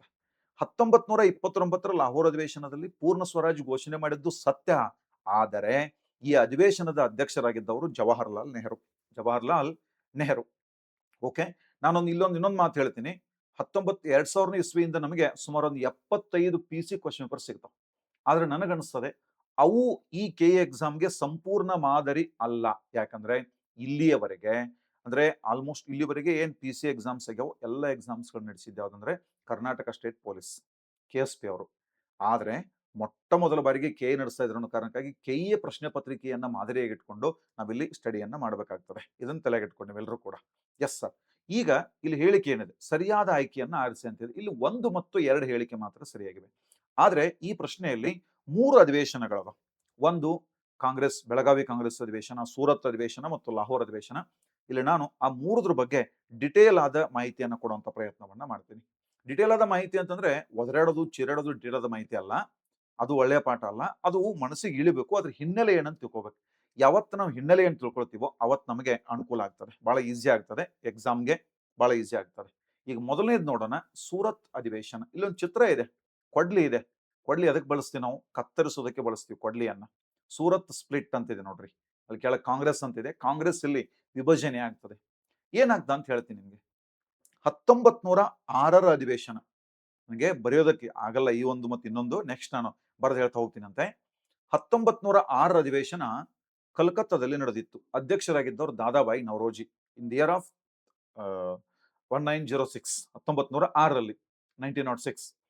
ಆ ಕಲ್ಕತ್ತಾ ಅಧಿವೇಶನದಲ್ಲಿ ಮೊಟ್ಟ ಮೊದಲ ಬಾರಿಗೆ ಸ್ವರಾಜ್ಯ ಪದವನ್ನ ಬಳಕೆ ಮಾಡ್ತಾರೆ ದಾದಾಬಾಯಿ ನವರೋಜಿ ಅವರು. ಅಲ್ಲಿ ಕಾಂಗ್ರೆಸ್ನಲ್ಲಿ ಸ್ವಲ್ಪ ಭಿನ್ನಾಭಿಪ್ರಾಯ. ಈ ಮಂದಗಾಮಿಗಳು ಅಂತಿದ್ರು ನೋಡ್ರಿ. ಈ ಮಂದಗಾಮಿಗಳು ಹೆಂಗಪ್ಪ ಅಂದ್ರ, ಬ್ರಿಟಿಷರು ಒಳ್ಳೆ ಆಡಳಿತಗಾರರು. ಸೊ ಆ ಬ್ರಿಟಿಷರ ಆಡಳಿತದ ಒಳಗೇನೆ ನಾವು ಕೆಲವು ಅಧಿಕಾರಗಳನ್ನ ಪಡೆಯೋಣ ಅನ್ನೋರು ಯಾರು? ಮಂದಗಾಮಿಗಳು. ಬ್ರಿಟಿಷರು ದೇಶ ಬಿಟ್ಟು ಹೋಗೋದು ಬೇಡ ನಮ್ಗೆ, ಬ್ರಿಟಿಷರು ಇಲ್ಲೇ ಇರಲಿ, ಅವ್ರ ಆಡಳಿತ ಮಾಡ್ಲಿ, ಅವ್ರ ಅಧೀನದೊಳಗೆ ನಾವು ಕೆಲವು ಅಧಿಕಾರಗಳನ್ನ ಪಡೆಯೋಣ ಅಂತ ಯಾರು? ಮಂದಗಾಮಿಗಳು. ಆದ್ರೆ ತೀವ್ರಗಾಮಿಗಳು ಏನ್ ಮಾಡಿದ್ರು, ಬೇಡ, ನಮ್ಮ ದೇಶದ ಸಂಪೂರ್ಣ ಆಡಳಿತವನ್ನ ನಾವೇ ಹೊಂದೋಣ, ಸ್ವರಾಜ್ಯನ್ನ ಪಡೆಯೋಣ. ಸ್ವರಾಜ್ಯ ಅಂದ್ರೆ ನಮ್ಮ ದೇಶದ ಆಡಳಿತವನ್ನ ನಾವು ಪಡೆಯೋಣ. ಆ ಕಾರಣಕ್ಕಾಗಿ ಸ್ವರಾಜ್ಯನ ಪಡಿಬೇಕು ಅನ್ನೋ ಕಾರಣಕ್ಕಾಗಿ 1906 ಅಧಿವೇಶನದಾಗ ಸ್ವರಾಜ್ಯದ ಬಗ್ಗೆ ಅರ್ಥವಿವರಣೆಯನ್ನು ಕೊಡ್ತಾರೆ ದಾದಾಬಾಯಿ ನವರೋಜಿ ಅವರು. ಇಲ್ಲಿ ಸಣ್ಣ ಮಟ್ಟಿಗಿನ ಭಿನ್ನಾಭಿಪ್ರಾಯಗಳು ಹುಟ್ಕೊಂಡಿದ್ದು ಯಾರು? ಈ ಮಂದಗಾಮಿಗಳು ಮತ್ತು ತೀವ್ರಗಾಮಿಗಳ ನಡುವೆ. ಅವರೇನು ಮಂದಗಾಮಿಗಳು ಮತ್ತು ತೀವ್ರಗಾಮಿಗಳು ಅಂತ ಬೋರ್ಡ್ ಹಾಕೊಂಡಿರ್ಲಿಲ್ಲ, ಆದ್ರೆ ಭಿನ್ನಾಭಿಪ್ರಾಯ ಉಂಟಾಗಿತ್ತು. ಆದ್ರೆ ಏನಾಗ್ತದೆ, 1907 ಅಧಿವೇಶನ ಇಂದಿನ ಮಹಾರಾಷ್ಟ್ರ, ಅಂದಿನ ಮಧ್ಯಪ್ರದೇಶ ಅಥವಾ ಮಿಡಲ್ ಪ್ರೊವಿನ್ಸ್, ಮಧ್ಯ ಪ್ರಾಂತ್ಯ. ನಾಗಪುರ ಪ್ರಸ್ತುತ ಇದು ಮಹಾರಾಷ್ಟ್ರದಲ್ಲಿದೆ, ಆದ್ರೆ ಅವತ್ತಿದು ಮಧ್ಯಪ್ರಾಂತ್ಯದಲ್ಲಿತ್ತು, ಮಧ್ಯಪ್ರದೇಶದಲ್ಲಿತ್ತು. 1907 ಅಧಿವೇಶನ 6ದ್ದು ಕಲ್ಕತ್ತಾ ನಡೆದಿತ್ತು. 7 ಅಧಿವೇಶನವನ್ನ ನಾವು ನಾಗಪುರದಲ್ಲಿ ನಡೆಸೋಣ ಅಂತೇಳಿ ಪ್ಲಾನ್ ಹಾಕೋತಾರೆ ಮಧ್ಯಪ್ರದೇಶ. ಆದ್ರೆ ನಾಗಪುರ ಅನ್ನೋದು ತೀವ್ರಗಾಮಿಗಳ ಕೇಂದ್ರ ಸ್ಥಾನ. ಒಂದು ವೇಳೆ ಈ ಅಧಿವೇಶನವನ್ನ ನಾಗಪುರದಲ್ಲಿ ನಡೆಸಿದ್ರೆ ತೀವ್ರಗಾಮಿಗಳ ಬೆಂಬಲಿಗರು ಹೆಚ್ಚಿನ ಸಂಖ್ಯೆಯಲ್ಲಿ ಸೇರ್ತಾರೆ. ಸೇರಿದ್ರೆ ಅಲ್ಲಿ ಮಂದಗಾಮಿಗಳ ಆಟ ನಡೆಯಲ್ಲ ಅಂತೇಳಿ ಒಂದು ವಿಚಾರ. ಎರಡನೇ ವಿಚಾರ ಏನಂತಂದ್ರೆ, ಮಂದಗಾಮಿಗಳದ್ದು ನಾಗಪುರ ಇರೋದಲ್ಲಿ ಮಧ್ಯ ಪ್ರಾಂತ್ಯದಲ್ಲಿ, ಮುಂಬೈ ಪ್ರಾಂತ್ಯದಲ್ಲಿ ಇರಲಿಲ್ಲ, ಅದು ಮಹಾರಾಷ್ಟ್ರದಲ್ಲಿ ಇರಲಿಲ್ಲ, ಈಗ ಮಹಾರಾಷ್ಟ್ರದಲ್ಲಿದೆ. ಆದ್ರೆ ನಾಗಪುರದಲ್ಲಿ ಅಧಿವೇಶನ ನಡೆಸಿದ್ರೆ ಅಲ್ಲಿ ಬಾಲ ಗಂಗಾಧರ ತಿಲಕ್ ಅವರು ಅಧಿವೇಶನದ ಅಧ್ಯಕ್ಷರಾಗೋ ಸಾಧ್ಯತೆ ಇತ್ತು. ಯಾವ ಅಧಿವೇಶನ? ನಾಗಪುರದಲ್ಲಿ. ಆದ್ರೆ ನಾಗಪುರ ಅಧಿವೇಶನಕ್ಕೆ ತಿಲಕ್ ಅವರು ಅಧ್ಯಕ್ಷ ಆದ್ರೆ ಅವರು ಪ್ರಭಾವಿಗಳಾಗ್ಬೋದು ಅಂತೇಳಿ ನಮ್ಮ ಗೋಪಾಲ್ ಕೃಷ್ಣ ಗೋಖಲೆ ಅವರು ಹೇಳ್ತಾರೆ, ಅಧಿವೇಶನವನ್ನ ನಾಗಪುರದಲ್ಲಿ ನಡೆಸೋದು ಬೇಡ, ಕಾರಣ ಇಲ್ಲಿ ಕಾಲ್ರಾ ರೋಗ ಬಂದಿದೆ ಅಂತ ಹೇಳ್ತಾರೆ. ಕಾಲ್ರಾ ರೋಗದ ಸಂದರ್ಭದಲ್ಲಿ ಅಧಿವೇಶನ ನಡೆಸೋದು ಬೇಡ ಅಂತ ಹೇಳಿದಾಗ ಹಿರಿಯರು ಗೋಖಲೆ ಅವರು ಹೇಳಿದ ಮಾತನ್ನ ಒಪ್ಪಿ ಈ ಅಧಿವೇಶನವನ್ನ ನಾಗಪುರದ ಬದಲಿಗೆ ಸೂರತ್ಗೆ ವರ್ಗಾಯಿಸಿದ್ರು. ಅಂದ್ರೆ 1907 ಅಧಿವೇಶನವನ್ನ ಸೂರತ್ಗೆ ನಡೆಸೋಣ. ಆದ್ರೆ ಇದ್ರ ಹಿಂದೊಂದು ಉದ್ದೇಶ ಇತ್ತು. ಸೂರತ್ ಅನ್ನೇ ಯಾಕೆ ಆಯ್ಕೆ ಮಾಡ್ಕೊಂಡ್ರು ಅಂತಂದ್ರೆ, ಸೂರತ್ ಅವತ್ತು ಬಾಂಬೆ ಪ್ರಾಂತ್ಯದಲ್ಲಿತ್ತು. ಕಾಂಗ್ರೆಸ್ನೊಳಗೆ ಒಂದು ಅಘೋಷಿತ ನಿಯಮ. ಏನ್ ಅಘೋಷಿತ ನಿಯಮ? ಯಾವ ಪ್ರಾಂತ್ಯದಲ್ಲಿ ಅಧಿವೇಶನ ನಡೆದಿರುತ್ತದೋ ಆ ಪ್ರಾಂತ್ಯದ ವ್ಯಕ್ತಿ ಕಾಂಗ್ರೆಸ್ಸಿನ ಅಧ್ಯಕ್ಷನಾಗಬಾರದು, ಬೇರೆ ಪ್ರಾಂತ್ಯಕ್ಕೆ ಅವಕಾಶವನ್ನ ಕೊಡಬೇಕು ಅಂತ ನಿಯಮ ಇತ್ತು. ಸೂರತ್ನಾಗ ಅಧಿವೇಶನ ನಡೆದ್ರೆ ತಿಲಕ್ ಅವರು ಬಾಂಬೆ ಪ್ರಾಂತ್ಯದವರು, ಸೂರತ್ ಬಾಂಬೆ ಪ್ರಾಂತ್ಯ, ಇವತ್ತು ಗುಜರಾತ್ನಾಗಿದೆ, ಇವತ್ತು ಗುಜರಾತ್ ಮತ್ತು ಮಹಾರಾಷ್ಟ್ರ ಎರಡು ಸೇರಿ ಬಾಂಬೆ ಪ್ರಾಂತ್ಯ ಅಂತ ಕರಿತಿದ್ರು. ಸೂರತ್ನಾಗ ಅಧಿವೇಶನ ನಡೆದ್ರೆ ಬಾಂಬೆ ಪ್ರಾಂತ್ಯಕ್ಕೆ ಸೇರುವಂತ ತಿಲಕ್ ಅವರು ಅಧ್ಯಕ್ಷ ಆಗೋದಕ್ಕೆ ಸಾಧ್ಯ ಇಲ್ಲ ಅಂತ ಹೇಳಿ ಇವ್ರ ಉದ್ದೇಶ. ಇನ್ನು ಆಯ್ತು, ಒಪ್ಕೊಂಡ್ರು, ಅಧಿವೇಶನವನ್ನು ಸೂರತ್ನ ನಡೆಸೋಣ ಅಂತ ಆಯ್ತು. ಎರಡನೇದು, ಅಧ್ಯಕ್ಷ ಸ್ಥಾನಕ್ಕಾಗಿ ಪೈಪೋಟಿ ಚಾಲು ಆಯ್ತು. ಮಂದಗಾಮಿಗಳೆಲ್ಲ ಸೇರಿ ರಾಸ್ ಬಿಹಾರಿ ಘೋಷ್ ಅವರ ಹೆಸರನ್ನು ಸೂಚಿಸಿದ್ರೆ, ತೀವ್ರಗಾಮಿಗಳು ಲಾಲಾ ಲಜಪತ್ ಹೆಸರು ಸೂಚಿಸಿದ್ರು. ಆದ್ರೆ ಇಲ್ಲಿ ಮಂದಗಾಮಿಗಳ ಸಂಖ್ಯೆ ಹೆಚ್ಚಿತ್ತು ಅನ್ನೋ ಕಾರಣಕ್ಕಾಗಿ ರಾಸ್ ಬಿಹಾರಿ ಘೋಷ್ ಅವರು ಅಧ್ಯಕ್ಷರಿಗೆ ಆಯ್ಕೆ ಆಗ್ತಾರೆ. ಇಲ್ಲಿಯೂ ಕೂಡ ತೀವ್ರಗಾಮಿಗಳಿಗೆ ಹಿನ್ನಡೆ ಆಯಿತು. ಗುಜರಾತಿನಲ್ಲಿ ತಪತಿ ನದಿಯ ದಡದ ಮೇಲೆ ಅಧಿವೇಶನ ನಡೀತದೆ ರಾಸ್ ಬಿಹಾರಿ ಘೋಷ್ ಅವರ ಅಧ್ಯಕ್ಷತೆಯಲ್ಲಿ. ರಾಸ್ ಬಿಹಾರಿ ಘೋಷ್, ನಾಟ್ ಬೋಸ್. ರಾಸ್ ಬಿಹಾರಿ ಘೋಷ್ ಅವರ ಅಧ್ಯಕ್ಷತೆಯಲ್ಲಿ ಸೂರತ್ನಲ್ಲಿ ತಪತಿ ನದಿಯ ದಡದಲ್ಲಿ ಅಧಿವೇಶನ ನಡೀತಾರೆ. ಯಾವಾಗ? 1907ರಲ್ಲಿ. ಇಲ್ಲಿ ಅಧಿವೇಶನ ನಡೀತು. ಈ ಅಧಿವೇಶನದಲ್ಲಿ ಹೆಚ್ಚಿನ ಸಂಖ್ಯೆಯ ತಿಲಕ್ ಅವರ ಬೆಂಬಲಿಗರು ಭಾಗವಹಿಸಿದ್ರು. ಆದ್ರೆ ತಿಲಕ್ ಅವರಿಗೆ ಭಾಷಣ ಮಾಡೋದಕ್ಕೆ ಅವಕಾಶ ಕೊಡ್ಲಿಲ್ಲ. ಕೊಡಲಾರದಕ್ಕಾಗಿ ಸಿಟ್ಟಿಗೆದ್ದಂತ ತಿಲಕ್ ಅವರ ಅಭಿಮಾನಿಗಳು ಆ ವೇದಿಕೆ ಮೇಲೆ ಚಪ್ಪಲಿ ಎಸಿತಾರೆ. ಅವ್ರು ಎಸೆದಂತ ಚಪ್ಪಲಿ ಒಂದು ಸುರೇಂದ್ರನಾಥ್ ಬ್ಯಾನರ್ಜಿ ಅವರಿಗೆ, ಇನ್ನೊಂದು ಫಿರೋಜ್ ಶಾ ಮೆಹ್ತಾ ಅವ್ರು ಕೊಡ್ತದೆ. ಬರ್ಕೊಂಡಿರಪ್ಪ ಅದನ್ನು ಕೂಡ. ಒಂದ್ ಚಪ್ಪಲಿ ಸುರೇಂದ್ರನಾಥ್ ಅವರಿಗೆ, ಬ್ಯಾನರ್ಜಿ ಅವರಿಗೆ, ಇನ್ನೊಂದು ಫಿರೋಜ್ ಶಾ ಮೆಹ್ತಾ ಕೂತು ಅಂತ ಬರ್ಕೊಳಕ್ ಹೋಗ್ಬಿಡ್ರಿ. ಆದ್ರೆ ಯಾವಾಗ ಅವ್ರ ಚಪ್ಪಲಿ ಬೀಳ್ತದ ಅವ್ರ ಮುಖಕ್ಕೆ, ಆಗ ಅವ್ರಿಬ್ರು ಜನ ಇವ್ರ ವಿರುದ್ಧ, ಯಾರ ವಿರುದ್ಧ? ತಿಲಕ್ ಅವ್ರ ವಿರುದ್ಧ ಹೋರಾಟಕ್ಕೆ ಇಳಿತಾರೆ. ಆ ವೇದಿಕೆ ಮೇಲೆ ದೊಡ್ಡ ಮಟ್ಟದಲ್ಲಿ ಗೊಂದಲ ಸೃಷ್ಟಿ ಆಗ್ತದೆ.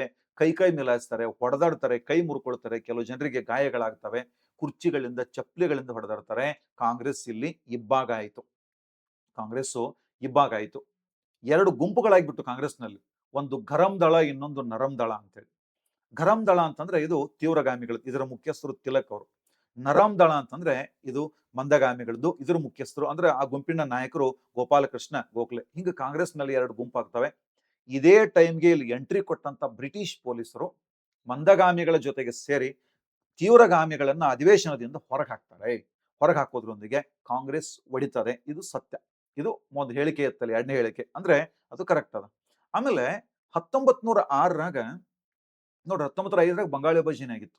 1906 ಬ್ರಿಟಿಷ್ ಸರ್ಕಾರ ಒಂದು ಕಮಿಟಿ ರಚನೆ ಮಾಡ್ತಾರೆ, ಅರುಂಡೆಲ್ ಕಮಿಷನ್ ಅಂತ ಹೇಳಿ. 1906ರಲ್ಲಿ ಈ ಕಡೆ ಚಾರ್ಟ್ ನೋಡಬಹುದು ನೀವು ಇಮೇಜಿನಲ್ಲಿ. ಈ ಅರುಂಡೆಲ್ ಕಮಿಟಿ ಎದ್ರ ಸಲುವಾಗಿ ಅಂತಂದ್ರೆ, ಬಂಗಾಳಿ ವಿಭಜನೆ ಆಗಿತ್ತು, ಎಲ್ಲ ಹೋರಾಟ ಮಾಡ್ತಾ ಇದ್ರು ನೋಡಿ ಬ್ರಿಟಿಷರ ವಿರುದ್ಧ. ಈ ಹೋರಾಟವನ್ನು ಹೆಂಗಾದ್ರೂ ಮಾಡಿ, ಅಂದ್ರೆ ಬ್ರಿಟಿಷರ್ ಮಂದಗಾಮಿಗಳನ್ನ ಅಪೀಸ್ ಮಾಡ್ಬೇಕು, ಅವರನ್ನ ಒಪ್ಪಿಸ್ಬೇಕು, ಹೆಂಗಾದ್ರೂ ಮಾಡಿ ಅವರನ್ನ ಸಮಾಧಾನ ಮಾಡ್ಬೇಕಂತ ಹೇಳಿ ಈ ಅರುಂಡೆಲ್ ಕಮಿಷನ್ ಅಂತ ರಚನೆ ಆಗಿತ್ತು ಬ್ರಿಟಿಷ್ ಸರ್ಕಾರ. ಓಕೆ, ಇದನ್ನು ಮಂದಗಾಮಿಗಳು, ಆಮೇಲೆ ಅದ್ರ ಉದ್ದೇಶ ಏನ್ ಗೊತ್ತಾ?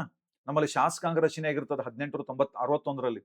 ಶಾಸಕಾಂಗದ ಗಾತ್ರವನ್ನ ಹಿಗ್ಗಿಸಬೇಕು ಅಂತೇಳಿ ಅರುಂಡೆಲ್ ಕಮಿಟಿ ಬಂದದ. ಆದ್ರೆ ಮಂದಗಾಮಿಗಳು ಅನ್ಕೊಂಡ್ರಂತೆ ಅರುಂಡೆಲ್ ಕಮಿಟಿ ಭಾರಿ ಪರೋಪಕಾರಿ ಕ್ರಮ ಅನ್ಕೊಂಡ್ರಂತೆ. ಆದ್ರೆ ಮಂದಗಾಮಿಗಳು ಹೇಳ್ತಾರೆ ಸ್ವದೇಶಿ ಮೂವ್ಮೆಂಟ್, ತೀವ್ರಗಾಮಿ ಹೇಳ್ತಾರೆ ಸ್ವದೇಶಿ ಚಳವಳಿ ನಡೀತಾ ಇದೆ, ಆ ಸ್ವದೇಶಿ ಚಳವಳಿಯನ್ನ ಹತ್ತಿಕ್ಕಬೇಕು ಅಂತೇಳಿ ಈ ಒಂದು ಅರುಂಡೆಲ್ ಕಮಿಟಿಯನ್ನ ರಚನೆ ಮಾಡಿದ್ದಾರೆ ಅಂತೇಳಿ ಯಾರು ಹೇಳ್ತಾರೆ? ಹೇಳಿದವರು ಈ ತೀವ್ರಗಾಮಿಗಳು. ಇದು ಕೂಡ ಈ ಸೂರತ್ ಒಡಕಿಗೆ ಕಾರಣ ಆಗಿತ್ತು. ಸೂರತ್ನಲ್ಲಿ ಕಾಂಗ್ರೆಸ್ ಇಬ್ಬಾಗ ಆಯ್ತಲ್ಲ, ಆ ಇಬ್ಬಾಗ ಆಗೋದಕ್ಕೆ ಕಾರಣ ಈ 4 ಕಾರಣಗಳು ಇಲ್ಲಿ ಇರ್ತವೆ. ಓಕೆ, ಇದೊಂದು ಅಧಿವೇಶನ. ಇದಾದ ನಂತರ ಇನ್ನೊಂದು ಬೆಳಗಾವಿ ಅಧಿವೇಶನ, 1924ರ ಬೆಳಗಾವಿ ಅಧಿವೇಶನ. ಈ 1924ರ ಬೆಳಗಾವಿ ಅಧಿವೇಶನ ಟೈಮ್ನಾಗ ಗಾಂಧೀಜಿ ಅವರು ಬೆಳಗಾವಿ ಬರೋದಕ್ಕೆ ರೆಡಿ ಆದಾಗ ಅಂದಿನ ವೈಸ್ರಾಯ್ ಆಗಿದ್ದಂತ ಲಾರ್ಡ್ ರೀಡಿಂಗ್ ಅಂತ ಇರ್ತಾನೆ. ಲಾರ್ಡ್ ರೀಡಿಂಗ್ ಒಂದು ಮಾತು ಹೇಳ್ತಾನಂತೆ, ಗಾಂಧೀಜಿ ಒಂದ್ ವೇಳೆ ಬೆಳಗಾವಿಗೆ ಹೋದ್ರೆ ನಾನು ಗಾಂಧೀಜಿ ಅವ್ರನ್ನ ಬಂಧಿಸ್ತೀನಿ ಅಂತೇಳಿ. ಆ ಟೈಮ್ನಾಗ ಗಾಂಧೀಜಿ ಒಂದು ಮಾತು ಹೇಳ್ತಾರೆ, only death can prevent me visiting Belgaum ಅಂತೇಳಿ. ಅಂದ್ರೆ ಒಂದ್ ವೇಳೆ ಅಧಿವೇಶನ ಸ್ಟಾರ್ಟ್ ಆಗೋದ್ರಾಗ ಸತ್ಯಂದ್ರ ಮಾತ್ರ ಹೋಗುದಿಲ್ಲ, ಇಲ್ಲಾಂದ್ರೆ ನಾ ಬೆಳಗಾವಿ ಅಧಿವೇಶನಕ್ಕೆ ಹೋಗ್ತೀನಿ ಅಂತೇಳಿ ಮಹಾತ್ಮ ಗಾಂಧಿ ಅವ್ರು ಹೇಳ್ತಾರೆ. Only death can prevent me from visiting Belgaum ಅಂತ ಹೇಳಿದವರು ಯಾರು? ಮಹಾತ್ಮ ಗಾಂಧಿ ಅವರು.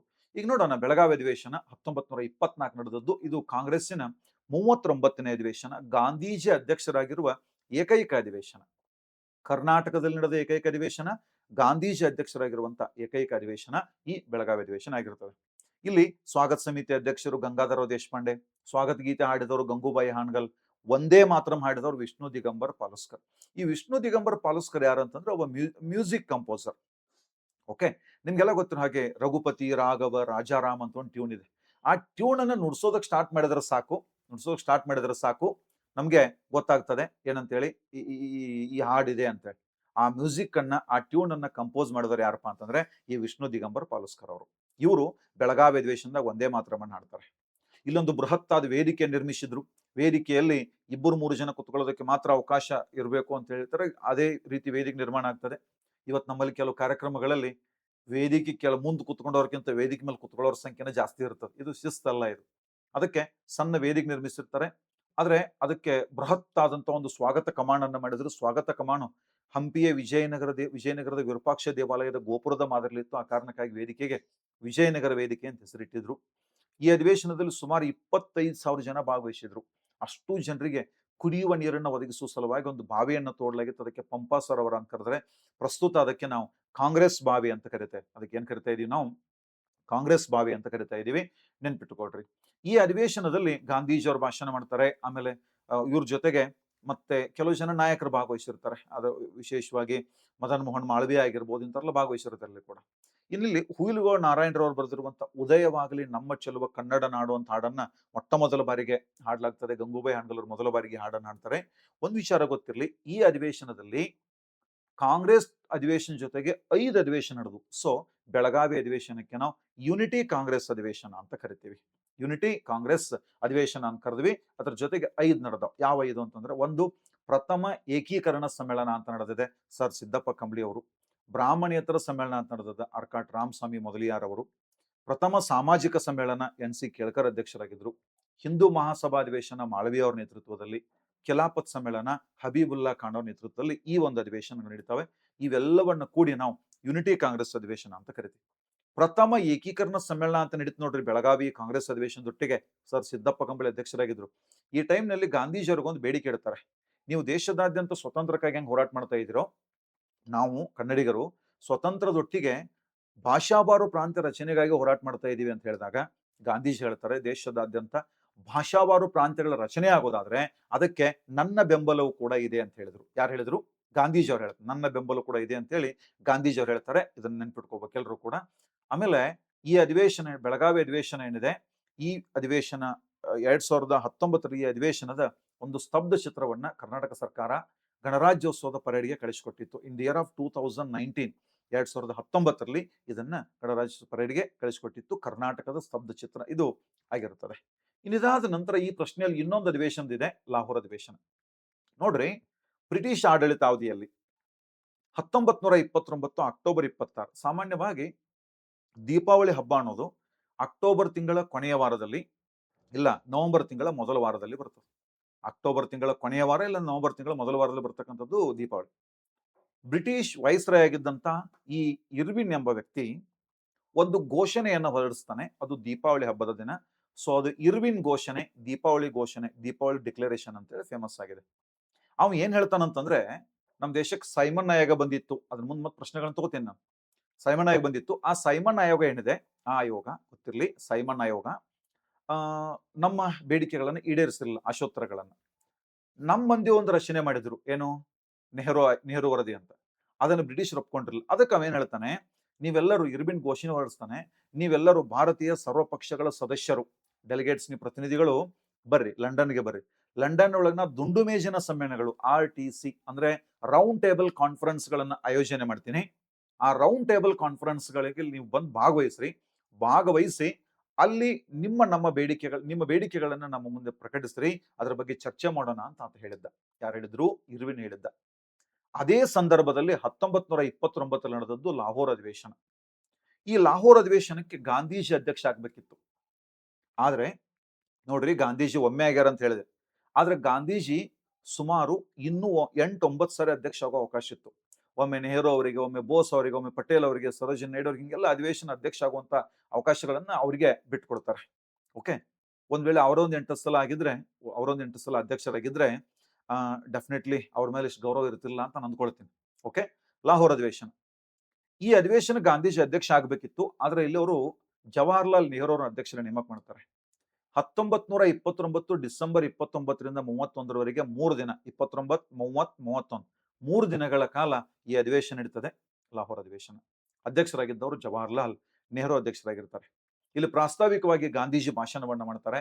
ಹೇಳ್ತಾರೆ ಗಾಂಧೀಜಿ ಅವರು, ಸ್ವರಾಜ್ಯವನ್ನ ಪಡಿಬೇಕು ನಾವೆಲ್ಲರೂ ಕೂಡ, ಆದ್ರೆ ಸ್ವರಾಜ್ಯವನ್ನ ಅಹಿಂಸಾ ಮಾರ್ಗದಲ್ಲಿ ಪಡಿಬೇಕು. ಗಾಂಧೀಜಿಯವರು ಹೇಳ್ತಾರೆ, ನಿಮ್ಗೆ ಏನಾದ್ರೂ ಕೆಚ್ಚದಿ ಅಹಿಂಸಾ ಹೋರಾಟ ಮಾಡೋ ಉದ್ದೇಶ ಇದ್ರೆ ಕೆಚ್ಚದೆಯ ಅಹಿಂಸೆ ಹೋರಾಟವನ್ನ ಮಾಡಬೇಕು. ಕೆಚ್ಚದೆಯ ಹಿಂಸೆ ಅಲ್ಲ, ಕೆಚ್ಚದೆಯ ಅಹಿಂಸೆ ಅಂತ ಹೇಳಿ ಅದನ್ನ ಜವಾಹರ್ಲಾಲ್ ನೆಹರು ಅವರು ಅನುಮೋದಿಸಿದ್ರು, ಅವರು ಪ್ರತಿಪಾದಿಸಿದ್ರು, ಇವರು ಅನುಮೋದಿಸ್ತಾರೆ.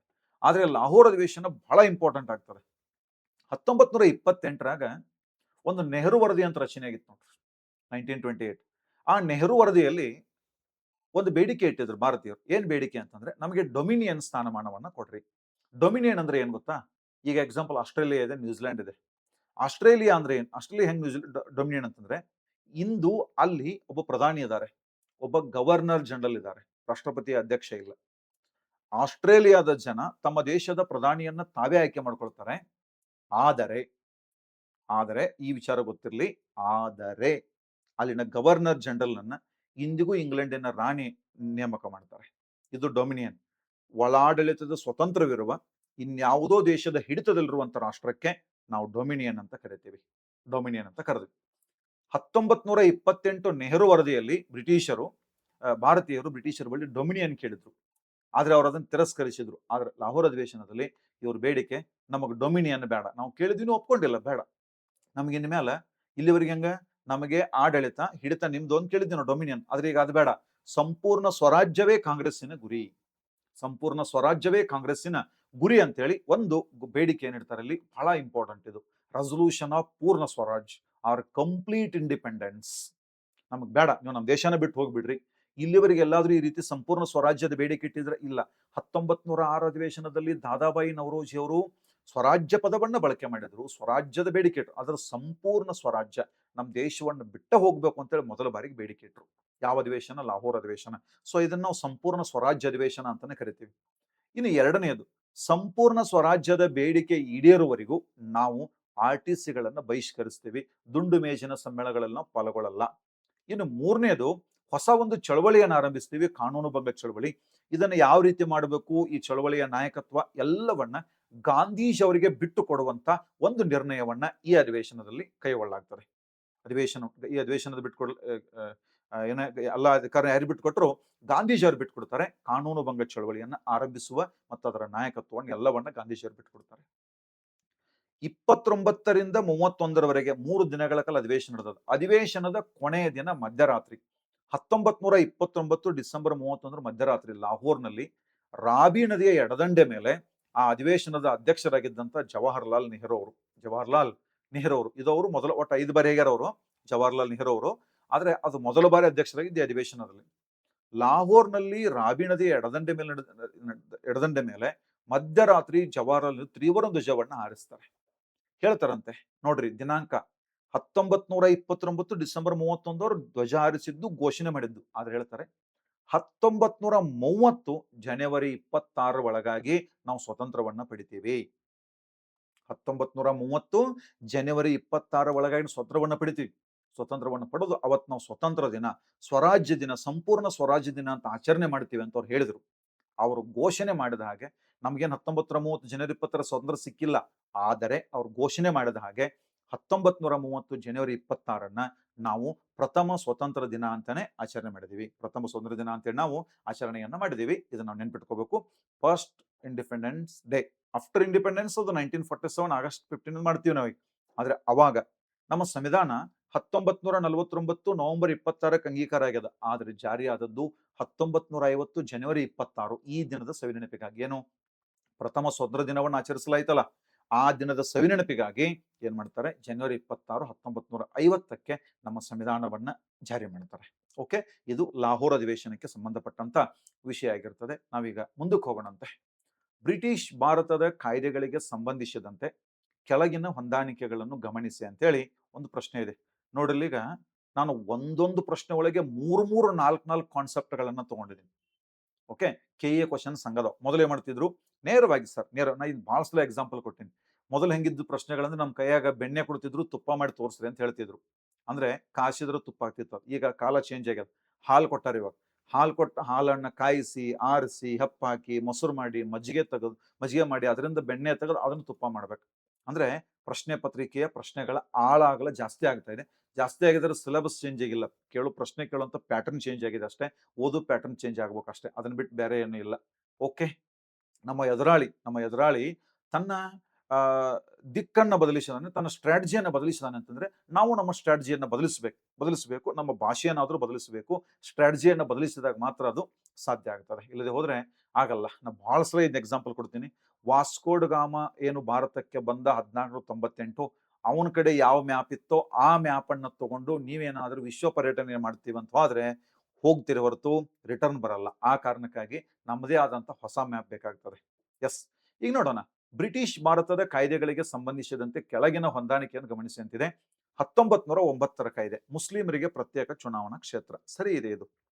ನೆಕ್ಸ್ಟ್ 1919 ಕಾಯ್ದೆ, ಪ್ರಾಂತ್ಯಗಳಲ್ಲಿ ದ್ವಿಮುಖ ಸರ್ಕಾರ, ಇಟ್ ಮೀನ್ಸ್ ಡಯಾರ್ಕಿ ಆರ್ ದ್ವಿಪ್ರಭುತ್ವ, ಇದು ಕೂಡ ಕರೆಕ್ಟ್ ಇದೆ. 1935 ಕಾಯ್ದೆ, ಕೇಂದ್ರದಲ್ಲಿ ದ್ವಿಮುಖ ಸರ್ಕಾರ ಮತ್ತು ಪ್ರಾಂತೀಯ ಸ್ವಾಯತ್ತತೆ, ಇಟ್ ಮೀನ್ಸ್ ಪ್ರೊವಿನ್ಸಿಯಲ್ ಅಟಾನಮಿ ಅಂತ ಸ್ವಾಯತ್ತತೆ ಕೊಡಿದಾರೆ, ಇದು ಕೂಡ ಸರಿ ಇದೆ. ಈ ಮೂರು ಕಾಯ್ದೆಗಳ ಬಗ್ಗೆ ಓದಿದಾಗ ನಿಮ್ಗೆ ಇದರ ಅರ್ಥ ಆಗ್ತದೆ ಏನಂತೆ. ಈ ಮೂರು ಕಾಯ್ದೆಗಳ ಬಗ್ಗೆ ನಾವು ನೋಡೋಣಂತೆ. ಪ್ರಶ್ನೆ ಏನಿದೆ, ಈ ಮೇಲ್ನವುಗಳಲ್ಲಿ ಯಾವುದು ಸರಿಯಾಗಿ ಹೊಂದಾಣಿಕೆ ಆಗಿದೆ ಅಂತಿದೆ. ಈ ಮೇಲ್ನವುಗಳಲ್ಲಿ ಮೂರು ಸರಿಯಾಗಿ ಹೊಂದಾಣಿಕೆ ಆಗಿದೆ, 1, 2 ಮತ್ತು 3. ಅದ್ ಹೆಂಗಂತ ನಾನು ನಿಮ್ಗೆ ಹೇಳ್ತಾ ಹೋಗ್ತೀನಿ. ನೋಡ್ರಿ, ಇಲ್ಲಿ ಕನ್ಫ್ಯೂಸ್ ಆಗಬಾರ್ದು. 1919 ಕಾಯ್ದೆ ಪ್ರಾಂತ್ಯಗಳಲ್ಲಿ ಡಯಾರ್ಕಿ, 1935 ಕೇಂದ್ರದಲ್ಲಿ ಡಯಾರ್ಕಿಯನ್ನ ಜಾರಿ ಮಾಡ್ರಿ ಅಂತ ಹೇಳಿದ್ರು, ಬಟ್ ಅದು ಜಾರಿ ಆಗ್ಲಿಲ್ಲ, ಅದು ಹಾಗೆ ಉಳ್ಕೊಂಡ್ಬಿಡ್ತದೆ. ಬಟ್ ಅದು ಕಾಯ್ದೆ ಹೇಳಿದ್ದಂತೂ ಸತ್ಯ. ಇನ್ನು ನೋಡ್ತಾ ಹೋಗೋಣ. ಮೊದಲನೇದು 1909 ಇಂಡಿಯನ್ ಕೌನ್ಸಿಲ್ ಆಕ್ಟ್, ಭಾರತೀಯ ಪರಿಷತ್ತು ಕಾಯ್ದೆ. 1909. ಇಲ್ಲೊಂದು ಇಮೇಜ್ ಇದೆ, ಇಮೇಜ್ ನೋಡಿದ್ರೆ ನಿಮ್ಗೆ ಗೊತ್ತಾಗ್ತದೆ. ಒಂದು ಸೆಂಟ್ರಲ್ ಲೆಜಿಸ್ಲೇಚರ್ ಅಂತಿದೆ, ಇನ್ನೊಂದು ಪ್ರೊವಿನ್ಸಿಯಲ್ ಇದೆ. ಮಿಂಟೋ ಮಾರ್ಲೆ ರಿಫಾರ್ಮ್ಸ್ ಅಂತಿದೆ, ಈ ಕಡೆಗೊಂದು ಪ್ಲೆಕಾರ್ಡ್ ಇದೆ, ಏನಂತಿದೆ, ಅಚ್ಛೇ ದಿನ್ ಅಂತ ಹೇಳಿ.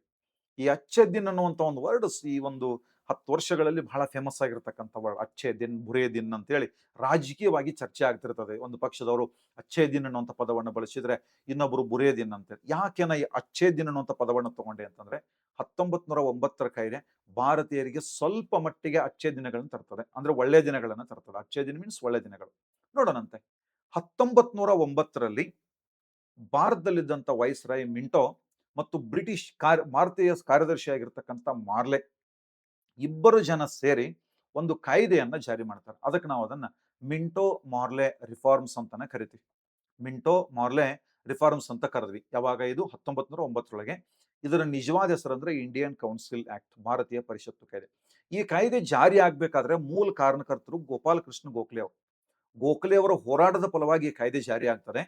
ಈ ಕಾಯ್ದೆಯಲ್ಲಿ ಬರ್ತಕ್ಕಂಥ ಪ್ರಮುಖ ಅಂಶಗಳನ್ನು ಪಟ್ಟಿ ಮಾಡಿದಾಗ ವೆರಿ ವೆರಿ ಇಂಪಾರ್ಟೆಂಟ್. ಮೊದಲನೆಯದು, ನಮ್ಮಲ್ಲಿ ಶಾಸಕಾಂಗ ಇತ್ತು. 1861 ರಚನೆ ಆಗಿತ್ತು. ಮೊದಲು 15 ಜನ ಇದ್ರು, ಆಮೇಲೆ 16 ಆಗಿತ್ತು. ಈ ಕಾಯ್ದೆ ಶಾಸಕಾಂಗದ ಸದಸ್ಯರ ಸಂಖ್ಯೆಯನ್ನ 16ರಿಂದ 60ಕ್ಕೆ ಹೆಚ್ಚಿಸ್ತದೆ.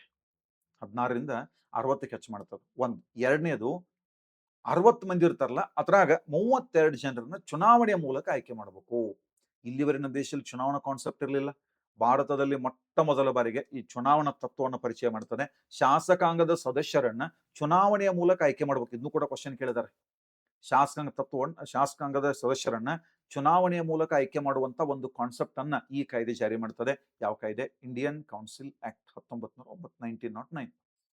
ಮೂರನೇದು ಬಹಳ ಇಂಪಾರ್ಟೆಂಟ್, ಎಕ್ಸಾಮ್ನಾಗ ಅತಿ ಹೆಚ್ಚು ಪ್ರಶ್ನೆ ಕೇಳ್ತಾರೆ.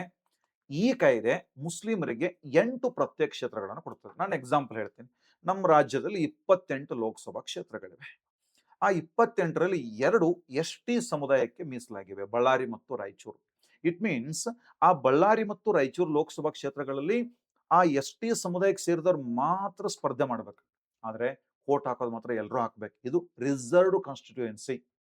ಬಟ್ ಬ್ರಿಟಿಷ್ ಸರ್ಕಾರ ಮುಸ್ಲಿಮರಿಗೆ 1909 ಕೊಟ್ಟಿದ್ದು ರಿಸರ್ವ್ಡ್ ಕ್ಷೇತ್ರಗಳಲ್ಲ, ಇವು separate electorate. It means separate electorate ಅಂತಂದ್ರೆ ಅವರು ಅಷ್ಟೇ ಸ್ಪರ್ಧಿಸಬೇಕು, ಅವರಷ್ಟೇ ಮತ ಹಾಕಬೇಕು. ಈ ರೀತಿಯಾದಂಥ ಒಂದು ಪದ್ಧತಿಯನ್ನು ಪರಿಚಯಿಸ್ತಾರೆ. ಇದು ನಮ್ಮ ದೇಶದಲ್ಲಿ ಕೋಮುವಾದ ಹುಟ್ಕೊಳ್ಳೋದಕ್ಕೆ ಕಾರಣ ಆಗ್ತದೆ. ಇದೇ ಅಲ್ಲಿ ಪ್ರಶ್ನೆಯಲ್ಲಿ ಇದ್ದದ್ದು. 1909 ಕಾಯ್ದೆ ಪ್ರತ್ಯೇಕ ಕ್ಷೇತ್ರಗಳನ್ನು ಕೊಡ್ತದೆ. ಯಾರಿಗೆ? ಮುಸ್ಲಿಂ ಸಮುದಾಯಕ್ಕೆ. ಇದಾದ ನಂತರ ನಾಲ್ಕನೇದು, ವೈಸ್ರಾಯ್ ಕಾರ್ಯಕಾರಿ ಮಂಡಳಿ ಅಂತ ರಚನೆ ಆಗಿತ್ತು 1858. ಅದ್ರಾಗ ಇಲ್ಲಿವರೆಗೆ ಭಾರತೀಯರಿಗೆ ಅವಕಾಶ ಇರಲಿಲ್ಲ. ಮೊಟ್ಟ ಮೊದಲ ಬಾರಿಗೆ Satyendra Prasad Sinha, SP Sinha, lord SP Sinha ಅಂತ ಹೇಳ್ತೀವಿ, ಅವರು ಈ ಭಾರತೀಯ ಪರಿಷತ್ತು ಕಾಯ್ದೆ ಅನ್ವಯ ವೈಸ್ರಾಯ್ ಮಂಡಳಿ ಮೆಂಬರ್ ಆಗ್ತಾರೆ.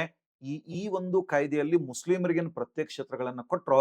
ಆ ಕಾರಣಕ್ಕಾಗಿ ಮಿಂಟೋನನ್ನ father of communal electorate in India, ಭಾರತದಲ್ಲಿ ಚುನಾವಣಾ ಕೋಮುವಾದದ ಪಿತಾಮಹ ಅಂತ ಕರಿತೀವಿ. ಯಾರಿಗೆ? ಮಿಂಟೋನನ್ನ. ಆದ್ರೆ ಈ ಕಾಯ್ದೆಯನ್ನ ಜಾರಿ ಮಾಡಿದ ಉದ್ದೇಶನೇ ಮಾಡರೇಟ್ಸ್ ಅಂದ್ರೆ ಮಂದಗಾಮಿಗಳನ್ನ ಅಪೀಸ್ ಮಾಡೋದು. ಸೊ ಮಂದಗಾಮಿಗಳು ಈ 1909 ಕಾಯ್ದೆಗೆ ಭಾರತದ ಮ್ಯಾಗ್ನಾ ಕಾರ್ಟ್ ಅಂತ ಕರೀತಾರೆ. ಅವ್ರಿಗೆ ಅಚ್ಚೇ ದಿನ ಬಂದಿರಬಹುದು, ಆದ್ರೆ ಇಡೀ ದೇಶ ಜನರಿಗೆ ಅದು ಅಚ್ಚೇ ದಿನ್ ಬರಲಿಲ್ಲ. ಅವ್ರ ಮ್ಯಾಗ್ನಾ ಕಾರ್ಟ್ ಅಂತ ಕರೆದ್ರನ್ನೋ ಕಾರಣಕ್ಕಾಗಿ ನಾ ಅಚ್ಚೇ ದಿನ ಅಂತ ಒಂದು ಪ್ಲಕಾರ್ಡ್ ಅನ್ನ ಬಳಸಿದೆ ಅಷ್ಟೇ ಇಲ್ಲೀಗ. ಓಕೆ, ಇದು 1909 ಕಾಯ್ದೆ. ಇದು ಪರಿಷತ್ತು ಕಾಯ್ದೆ, Indian council act. Indian council act. ಆದ್ರೆ 1909 ಕಾಯ್ದೆ ಜಾರಿ ಬಂತು, ಎಲ್ಲ ಆಯ್ತು ಸರಿ. ಆದ್ರೆ ಏನಾಗ್ತದೆ, 1907 ಕಾಂಗ್ರೆಸ್ ವಿಭಜನೆ ಆಗಿತ್ತಲ್ಲ, ಅದು 1916 ಒಂದಾಗ್ತದೆ. ಇದೊಂದ್ ಕಡೆಗೆ 1916 ನೆಕ್ಸ್ಟ್ ಹೇಳ್ತೀನಿ ಅದನ್ನು ಕೂಡ. 1916 ಹೋಮ್ ರೂಲ್ ಚಳವಳಿ ಪ್ರಾರಂಭವಾಗುತ್ತದೆ ಇದೊಂದ್ ಕಡೆಗೆ. ಇನ್ನೊಂದ್ ಕಡೆಗೆ ಮೊದಲನೇ ಮಹಾಯುದ್ಧ. ಇಂಥ ಸಂದರ್ಭದಲ್ಲಿ ಭಾರತದಲ್ಲಿ ಯಾವುದೇ ದಂಗೆಗಳು ನಡೆಯಬಾರದು ಎನ್ನುವ ಉದ್ದೇಶದೊಂದಿಗೆ ಭಾರತದ ರಾಜ್ಯ ಕಾರ್ಯದರ್ಶಿಯಾಗಿದ್ದಂತ ಮಾಂಟೆಗೋ, ಹಿಂದೆ ಮಾರ್ಲೆ ಅಂತಿದ್ದ ಈಗ ಮಾಂಟೆಗೋ, ಈ ಮಾಂಟೆಗೋ ಒಂದು ಘೋಷಣೆ ಹೊರಡಿಸ್ತಾನೆ. ಏನ್ ಹೇಳ್ತಾನೆ, ಇಲ್ಲಿವರೆಗೆ ನಾವು ಶಾಸಕಾಂಗ ಚುನಾವಣೆ ನಡೆಸ್ತೀವಿ ಅಂತ ಹೇಳಿವಿ, ಆದ್ರೆ ಭಾರತೀಯರಿಗೆ ಯಾವುದೋ ಅಧಿಕಾರವನ್ನು ಜವಾಬ್ದಾರಿಯನ್ನ ಕೊಟ್ಟಿಲ್ಲ. ಮೊಟ್ಟ ಮೊದಲ ಬಾರಿಗೆ ನಾವು ನಿಮ್ಗೆ ಜವಾಬ್ದಾರಿಯನ್ನು ಕೊಡ್ತೀವಿ ಅಂತ ಹೇಳಿ ಒಂದು ಭರವಸೆ ನೀಡ್ತಾನೆ ಯಾರು, ಮಾಂಟೆಗೋ. ಇಲ್ಲಿವರೆಗೆ ಎಲ್ಲಾದ್ರೂ ನಮಗೆ ರೆಸ್ಪಾನ್ಸಿಬಿಲಿಟೀಸ್ ಅನ್ನು ಕೊಡ್ತೀವಿ ಗವರ್ಮೆಂಟ್ ನಲ್ಲಿ, ರೆಸ್ಪಾನ್ಸಿಬಿಲಿಟಿ ಗವರ್ಮೆಂಟ್ ಅನ್ನು ಕೊಡ್ತೀವಿ ಅಂತ ಭರವಸೆ ನೀಡಿದ್ರ? ಇಲ್ಲ. ಮೊದಲ ಬಾರಿಗೆ ರೆಸ್ಪಾನ್ಸಿಬಿಲಿಟಿ ಗವರ್ಮೆಂಟ್ ಅನ್ನ ನೀಡ್ತೀವಿ ಅಂತ ಹೇಳಿದ್ದು 1917. ಇದನ್ನು ಕೂಡ ಕ್ವಶನ್ ಕೇಳಿದ್ರು. ಮಾಂಟೆಗೋ ಘೋಷಣೆ ಮೊದಲ ಬಾರಿಗೆ ಭಾರತೀಯರಿಗೆ ಜವಾಬ್ದಾರಿ ಸರ್ಕಾರದ ಭರವಸೆ ನೀಡಿದ್ದು 1917 ಮಾಂಟೆಗೋ ಈ ತನ್ನ ಘೋಷಣೆ ಮೂಲಕ ಹೇಳ್ತಾನೆ. ಭಾರತೀಯರಿಗೆ ಜವಾಬ್ದಾರಿಯನ್ನು ಕೊಡ್ತೀನಿ ಅಂತ ಹೇಳ್ದ ಅಂತಂದ್ರೆ ಕೊಡ್ಬೇಕಾವುದಿಲ್ಲ. ಮೊದಲನೇ ಮಹಾಯುದ್ಧ ಟೈಮ್ನಾಗ ಇದು. ಆದ್ರೆ ಮೊದಲನೇ ಮಹಾಯುದ್ಧ ಟೈಮ್ ಮುಗಿತಲ್ಲ 1918, 19 ಆತ ಒಂದು ಕಾಯ್ದೆಯನ್ನು ಜಾರಿ ಮಾಡ್ತಾನೆ. ಅದೇ ಭಾರತ ಸರ್ಕಾರದ ಕಾಯ್ದೆ 1919. ಇದಕ್ಕೆ ನಾವು ಮಾಂಟ್ ಫೋರ್ಡ್ ರಿಫಾರ್ಮ್ಸ್ ಅಂತ ಕರಿತೀವಿ. ಮಾಂಟ್ ಫೋರ್ಡ್ ರಿಫಾರ್ಮ್ಸ್ ಅಂತ ಕರಿತೀವಿ. ಮಾಂಟ್ ಫೋರ್ಡ್ ರಿಫಾರ್ಮ್ಸ್ ಅಂದ್ರೆ ಮಾಂಟ್ ಅಂದ್ರೆ ಮಾಂಟೆಗೋ, ಫೋರ್ಡ್ ಅಂದ್ರೆ ಚೆಮ್ಸ್ಫೋರ್ಡ್ ಅಂತ ವೈಸ್ರಾಯ್, ಇಬ್ರು ಜನ ಕೂಡಿ ಜಾರಿ ಮಾಡಿದ್ದು. ಇದು ಭಾರತದಲ್ಲಿ ಬ್ರಿಟಿಷರು ಜಾರಿ ಮಾಡಿದ ಕಾಯ್ದೆಗಳಲ್ಲಿ ಪೀಠಿಕೆಯನ್ನು ಹೊಂದಿರುವಂತ ಮೊದಲ ಕಾಯ್ದೆ. ಪೀಠಿಕೆಯನ್ನು ಹೊಂದಿರುವಂತ ಮೊದಲ ಕಾಯ್ದೆ ಇದು ಆಗಿರುತ್ತದೆ. ಯಾವುದು? ಈ ಕಾಯ್ದೆ. ಇದರ ಮುಖ್ಯಾಂಶಗಳು ನೋಡಿದಾಗ ಮೊದಲನೆಯದು ಪ್ರಾಂತ್ಯಗಳಲ್ಲಿ ದ್ವಿಪ್ರಭುತ್ವ ಅಥವಾ ದ್ವಿಮುಖ ಸರ್ಕಾರ, ಡಯಾರ್ಕಿ. ಇದರ ಅರ್ಥ ಏನ್ ಗೊತ್ತಾ? ಕೇಂದ್ರದ ಆಡಳಿತ ಬ್ರಿಟಿಷರಿಗೆ, ಪ್ರಾಂತ್ಯದಲ್ಲಿ ಅರ್ಧ ಭಾರತೀಯರಿಗೆ ಅರ್ಧ ಬ್ರಿಟಿಷರಿಗೆ. ಈಗ ಪ್ರಾಂತ್ಯದಲ್ಲಿ ಅರ್ಧ ಅರ್ಧ ಅಧಿಕಾರ ಅಥವಾ ಅರ್ಥ ಏನು, ಒಂದೇ ಪ್ರದೇಶದಲ್ಲಿ ಎರಡು ಪ್ರಭುತ್ವ, ಡಯಾರ್ಕಿ. ಓಕೆ, ಅದನ್ನ ನಾವೇನಂತ ಕರೆದ್ವಿ? ದ್ವಿಪ್ರಭುತ್ವ ಅಂತ ಕರೆದ್ವಿ. ಪ್ರಾಂತ್ಯಗಳಲ್ಲಿ ದ್ವಿಪ್ರಭುತ್ವ ಜಾರಿ ಆಯಿತು. ಅರ್ಧ ಅಧಿಕಾರಗಳು ಭಾರತೀಯರಿಗೆ, ಅರ್ಧ ಅಧಿಕಾರಗಳು ಬ್ರಿಟಿಷರ್. ಅಂದ್ರೆ ಸಿಂಪಲ್ ಹೇಳ್ತೀನಿ, ಇನ್ನು ಮುಂದೆ ಪ್ರಾಂತ್ಯದಲ್ಲಿ ಕ್ಯಾಬಿನೆಟ್ ಸಚಿವ ಸಂಪುಟ ಇರ್ತದಲ್ಲ, ಅರ್ಧ ಇಲಾಖೆ ಸಚಿವರು ಭಾರತೀಯರು, ಇನ್ನರ್ಧ ಇಲಾಖೆ ಸಚಿವರು ಯಾರಂದ್ರೆ ಬ್ರಿಟಿಷರಾಗಿರ್ತಾರೆ. ಎರಡನೆಯದು ವರ್ಗಾಯಿಸಿದ ವಿಷಯಗಳು. ಅಂದ್ರೆ ಹೇಳಿದಲ್ಲ, ಭಾರತೀಯರು ಕೊಟ್ಟಂತ ವಿಷಯಗಳು ಅವು ಟ್ರಾನ್ಸ್ಫರ್ಡ್ ಸಬ್ಜೆಕ್ಟ್ಸ್. ಬ್ರಿಟಿಷರು ತಮ್ಮ ಕಡೆಗೆ ಇಟ್ಕೊಂಡ ವಿಷಯಗಳಿಗೆ ಮೀಸಲಿರಿಸಿದ ವಿಷಯಗಳು ಅಂತ ನಾವು ಕರಿತಿರ್ತೀವಿ. ಇನ್ನು ಎರಡನೆಯದು ಕೇಂದ್ರದಲ್ಲಿ ದ್ವಿಸದನ. ದ್ವಿಪ್ರಭುತ್ವ ಅಂದ್ರೆ ಅರ್ಧ ಅರ್ಧ ಅಧಿಕಾರ, ದ್ವಿಸದನ ಅಂದ್ರೆ ಮೇಲ್ಮನೆ ಮತ್ತು ಕೆಳಮನೆ. ಈಗ ನಮ್ಮಲ್ಲಿ ಲೋಕಸಭೆ ಮತ್ತು ರಾಜ್ಯಸಭೆ ಅಂತಿದೆಯಲ್ಲ, ಹಂಗ ಮೇಲ್ಮನೆ ಮತ್ತು ಕೆಳಮನೆ ಅಂತೇಳಿ ಕೇಂದ್ರದಲ್ಲಿ ದ್ವಿಸದನ. ದ್ವಿಸದನ ಅರ್ಥ ಮಾಡ್ಕೋಬೇಕಿದೆ. ದ್ವಿಪ್ರಭುತ್ವ ಬೇರೆ, ದ್ವಿಸದನ. ಇನ್ನು ಮೂರನೇದು 1909 ಕಾಯ್ದೆ ಮುಸ್ಲಿಮರಿಗೆ ಮಾತ್ರ ಪ್ರತ್ಯೇಕ ಚುನಾವಣಾ ಕ್ಷೇತ್ರಗಳನ್ನು ಕೊಟ್ಟಿತ್ತು. ಆದರೆ ಈ ಕಾಯ್ದೆ ಭಾರತೀಯ ಕ್ರಿಶ್ಚಿಯನ್ನರು, ಸಿಖ್ಖರು, ಪಾರ್ಸಿಗಳು ಮತ್ತು ಆಂಗ್ಲೋ ಇಂಡಿಯನ್ರು ಕೂಡ ಪ್ರತ್ಯೇಕ ಚುನಾವಣಾ ಕ್ಷೇತ್ರಗಳನ್ನು ಕೊಡ್ತಾರೆ. ಅದು ಕೊಟ್ಟಿದ್ದು ಕೇವಲ ಯಾರಿಗೆ? ಕೇವಲ ಯಾರಿಗೆ? ಮುಸ್ಲಿಮರಿಗೆ. ಇದು ಭಾರತೀಯ ಕ್ರೈಸ್ತರು, ಸಿಖ್ಖರು, ಪಾರ್ಸಿಗಳು ಮತ್ತು ಆಂಗ್ಲೋ ಇಂಡಿಯನ್ನರಿಗೆ ಪ್ರತ್ಯೇಕ ಚುನಾವಣಾ ಕ್ಷೇತ್ರಗಳನ್ನು ಕೊಡ್ತದ. ಪ್ರತ್ಯೇಕ ಚುನಾವಣಾ ಕ್ಷೇತ್ರ ಕೊಡ್ತದ. ಯಾವ ಕಾಯ್ದೆ? 1919 ಕಾಯ್ದೆ. ಇನ್ನಾಮೇಲೆ ಇನ್ನೊಂದಿದೆ ಇಲ್ಲಿ ಅಂಶ, 1935 ಕಾಯ್ದೆ. ಇದು ಮೂರನೇ ದುಂಡು ಮೇಜಿನ ಸಮ್ಮೇಳನದಲ್ಲಿ ಇದನ್ನು ಸಿದ್ಧಪಡಿಸ್ತಾರೆ. 1932 ಸಿದ್ಧಪಡಿಸಿದ್ರು. ಜಾರಿ ಆದದ್ದು 1935 ಆಗಸ್ಟ್ 4. ವೈಸ್ರಾಯ್ ಲಾರ್ಡ್ ವೆಲ್ಲಿಂಗ್ಟನ್ ಅಂತ ಇರ್ತಾನೆ. Viceroy lord Wellington. ಇದು ಭಾರತದಲ್ಲಿ ಬ್ರಿಟಿಷರು ಜಾರಿ ಮಾಡಿದ ಕಾಯ್ದೆಗಳಲ್ಲಿ ಅತಿ ದೊಡ್ಡ ಕಾಯ್ದೆ. ಈ ಕಾಯ್ದೆಯ ಮುಖ್ಯಾಂಶಗಳು ನಾವು ನೋಡಿದಾಗ, ಈ ಕಾಯ್ದೆಯಲ್ಲಿರ್ತಕ್ಕಂಥ 80% ಅಂಶಗಳು ನಮ್ಮ ಭಾರತ ಸಂವಿಧಾನದಲ್ಲಿ ಅಳವಡಿಸಿಕೊಳ್ಳಲಾಗಿದೆ. ಸೊ ಈ ಕಾಯ್ದೆಯನ್ನ blue print of Indian constitution ಅಂತ ಕರಿತೀವಿ. ಭಾರತ ಸಂವಿಧಾನದ ನೀಲನಕ್ಷೆ ಅಂತ ಕರಿತೀವಿ. ಭಾರತ ಸಂವಿಧಾನದ ನೀಲನಕ್ಷೆ. ಈಗ ಮುಖ್ಯಾಂಶಗಳು ನೋಡೋಣ. ಮೊದಲನೆಯದು 1919 ಕಾಯ್ದೆ ಏನ್ ಮಾಡಿತ್ತು? ಪ್ರಾಂತ್ಯಗಳಲ್ಲಿ ದ್ವಿಪ್ರಭುತ್ವವನ್ನು ಜಾರಿ ಮಾಡಿತ್ತು. ಓಕೆ, ಇದನ್ನು ರದ್ದು ಮಾಡ್ತಾರೆ. ಅರ್ಥ ಮಾಡ್ಕೋಬೇಕು. ಇಲ್ಲಿವರೆಗೆ 1919 ಎಲ್ಲಾ ಅಧಿಕಾರ ಬ್ರಿಟಿಷರ ಕಡೆ. 1919 ಏನಾಗ್ಯದ? ಕೇಂದ್ರ ಅಧಿಕಾರ ಸಂಪೂರ್ಣ ಬ್ರಿಟಿಷರ ಕಡೆಗೆ, ಪ್ರಾಂತ್ಯದ್ದು ಅರ್ಧ ಭಾರತೀಯರಿಗೆ ಅರ್ಧ ಬ್ರಿಟಿಷರಿಗೆ. ಆದ್ರೆ ಇಲ್ಲಿ ಪ್ರಾಂತ್ಯಗಳ ದ್ವಿಪ್ರಭುತ್ವ ಅರ್ಧ ಅರ್ಧ ಅಧಿಕಾರ ಇತ್ತಲ್ಲ, ಅದನ್ನ ರದ್ದು ಮಾಡಿ ಪ್ರಾಂತ್ಯಗಳ ಸಂಪೂರ್ಣ ಸ್ವಾಯತ್ತತೆಯನ್ನ ಭಾರತೀಯರಿಗೆ ಕೊಡ್ತಾರೆ. ಇಲ್ಲಿ ಹೇಳಿಕೆ ಕ್ವಶನ್ ಇತ್ತಲ್ಲ, ಯಾಕಂದ್ರೆ ಆಮೇಲೆ ಕ್ವಶನ್ ನೋಡಿ ನಿಮ್ಗೆ ಗೊತ್ತಾಗುತ್ತದೆ. ಇದೇ ಕ್ವಶನ್ ಇದೆ. ಓಕೆ. ಪ್ರಾಂತ್ಯಗಳ ಸಂಪೂರ್ಣ ಸ್ವಾಯತ್ತತೆ, ಇಟ್ ಮೀನ್ಸ್ ಕೇಂದ್ರದಲ್ಲಿ ಬ್ರಿಟಿಷರ ಆಡಳಿತ, ಪ್ರಾಂತ್ಯದಲ್ಲಿ ಭಾರತೀಯರ ಆಡಳಿತ. ಪ್ರಾಂತ್ಯಗಳ ಸಂಪೂರ್ಣ ಸ್ವಾಯತ್ತತೆಯನ್ನ ಭಾರತೀಯರಿಗೆ ಕೊಟ್ಟರು. ಇಲ್ಲೊಂದು ಮುಖ್ಯವಾದ ಅಂಶ ಇದೆ, ಭಾರತವನ್ನ ಪ್ರಾಂತ್ಯಗಳ ಒಕ್ಕೂಟ ಅಂತ ಕರೆದು. ಇಲ್ಲಿವರೆಗೆ ಎಲ್ಲಿಯೂ ಕೂಡ ಭಾರತವನ್ನ ಒಕ್ಕೂಟ, ಫೆಡರಲ್ ಅಂತ ಕರೆದೇ ಇಲ್ಲ, ಯೂನಿಯನ್ ಅಂತ ಹೇಳಿ ಕರೆದೇ ಇಲ್ಲ. ಮೊಟ್ಟ ಮೊದಲ ಬಾರಿಗೆ ಭಾರತವನ್ನ ಪ್ರಾಂತ್ಯಗಳ ಒಕ್ಕೂಟ ಅಂತ ಕರೆದು ಕೇಂದ್ರದಲ್ಲಿ ಒಕ್ಕೂಟ ಸರ್ಕಾರವನ್ನ ರಚನೆ ಮಾಡ್ತಾರೆ. ಕೇಂದ್ರದಲ್ಲಿ ಏನ್ ಮಾಡಿದ್ರು, ಒಕ್ಕೂಟ ಸರ್ಕಾರ ರಚನೆ ಆಗ್ತದೆ. ಯಾವಾಗಿದು? 1935ರ ಕಾಯ್ದೆ ಅನ್ವಯ. ಈಗ ಕೇಂದ್ರದಲ್ಲಿ ಬ್ರಿಟಿಷರ ಆಡಳಿತ, ಪ್ರಾಂತ್ಯದಲ್ಲಿ ಭಾರತೀಯರ ಆಡಳಿತ. ಇಲ್ಲೊಂದು ಇಮೇಜ್ ಇದೆ ನೋಡ್ರಿ, ಫೆಡರಲಿಸಂ, ಒಕ್ಕೂಟ ವ್ಯವಸ್ಥೆ. ಕೇಂದ್ರ ಮತ್ತು ರಾಜ್ಯ ಎರಡೂ ಕೂಡ ಸಮನ್ವಯದಿಂದ ಇರಬೇಕು, ಅಂದ್ರೆ ಮಾತ್ರ ಆಡಳಿತ ಚೆನ್ನಾಗಿರ್ತದೆ. ಓಕೆ. ಒಂದ್ ವೇಳೆ ಹಗ್ಗ ಜಗ್ಗಾಟ ಚಾಲೂ ಆಯ್ತು ಒಕ್ಕೂಟಕ್ಕೂ ಮತ್ತು ರಾಜ್ಯಕ್ಕೂ ಅಂತಂದ್ರೆ ಆ ಒಕ್ಕೂಟ ಆಡಳಿತ ಚೆನ್ನಾಗಿರೋದಕ್ಕೆ ಸಾಧ್ಯ ಇಲ್ವೇ ಇಲ್ಲ. ಅದಕ್ಕೆ ಬ್ರಿಟಿಷರು ಹೆಣದಂತ ಸೂತ್ರ, ಅವ್ರು ಹೆಣದಂತ ತಂತ್ರ ಏನಪ್ಪಾ ಅಂದ್ರೆ, ಕೇಂದ್ರ ಮತ್ತು ಪ್ರಾಂತ್ಯಗಳ ನಡುವೆ ಅಧಿಕಾರ ವಿಭಜನೆ ಮಾಡಿ 3 ಪಟ್ಟಿಗಳನ್ನ ಮಾಡ್ತಾರೆ. ಇವತ್ತು ನಮ್ಮಲ್ಲಿ ಕೇಂದ್ರ ಪಟ್ಟಿ, ರಾಜ್ಯ ಪಟ್ಟಿ, ಸಮವರ್ತಿ ಪಟ್ಟಿ ಅಂತ ಹೇಳ್ತೀವಲ್ಲ. 1935ರ ಕಾಯ್ದೆ 3 ಪಟ್ಟಿಗಳನ್ನ ಮಾಡ್ತದೆ. ಒಕ್ಕೂಟ ಪಟ್ಟಿ 59 ವಿಷಯಗಳು, ಪ್ರಾಂತ್ಯ ಪಟ್ಟಿ 54 ವಿಷಯಗಳಂದ್ರೆ ಇಲಾಖೆಗಳು ಅಂತ ಅರ್ಥ. ಇಟ್ ಮೀನ್ಸ್ ರೈಲ್ವೆ ಇದೊಂದು ವಿಷಯ, ವಿಮಾನಯಾನ ಇದೊಂದು ವಿಷಯ, ನೀರಾವರಿ ಇದೊಂದು ವಿಷಯ, ಹಿಂಗ್ ವಿಷಯಗಳು, ಪಂಚಾಯತ್ ರಾಜ್ ಅದೊಂದು ವಿಷಯ. ಹಂಗ ಒಕ್ಕೂಟ ಪಟ್ಟಿ ಅಂದ್ರೆ ಇದು ಕೇಂದ್ರ ಸರ್ಕಾರಕ್ಕೆ 59 ವಿಷಯಗಳು, ಇಲಾಖೆಗಳು. ಪ್ರಾಂತ್ಯ ಪಟ್ಟಿ 54 ವಿಷಯಗಳು, ಇದು ಪ್ರಾಂತ್ಯಗಳಿಗೆ. ಸಮವರ್ತಿ ಪಟ್ಟಿ ಅಂದ್ರೆ ಕೇಂದ್ರದವರು ಕಾನೂನು ಮಾಡಬಹುದು, ರಾಜ್ಯದವರು ಕಾನೂನು ಮಾಡಬಹುದು.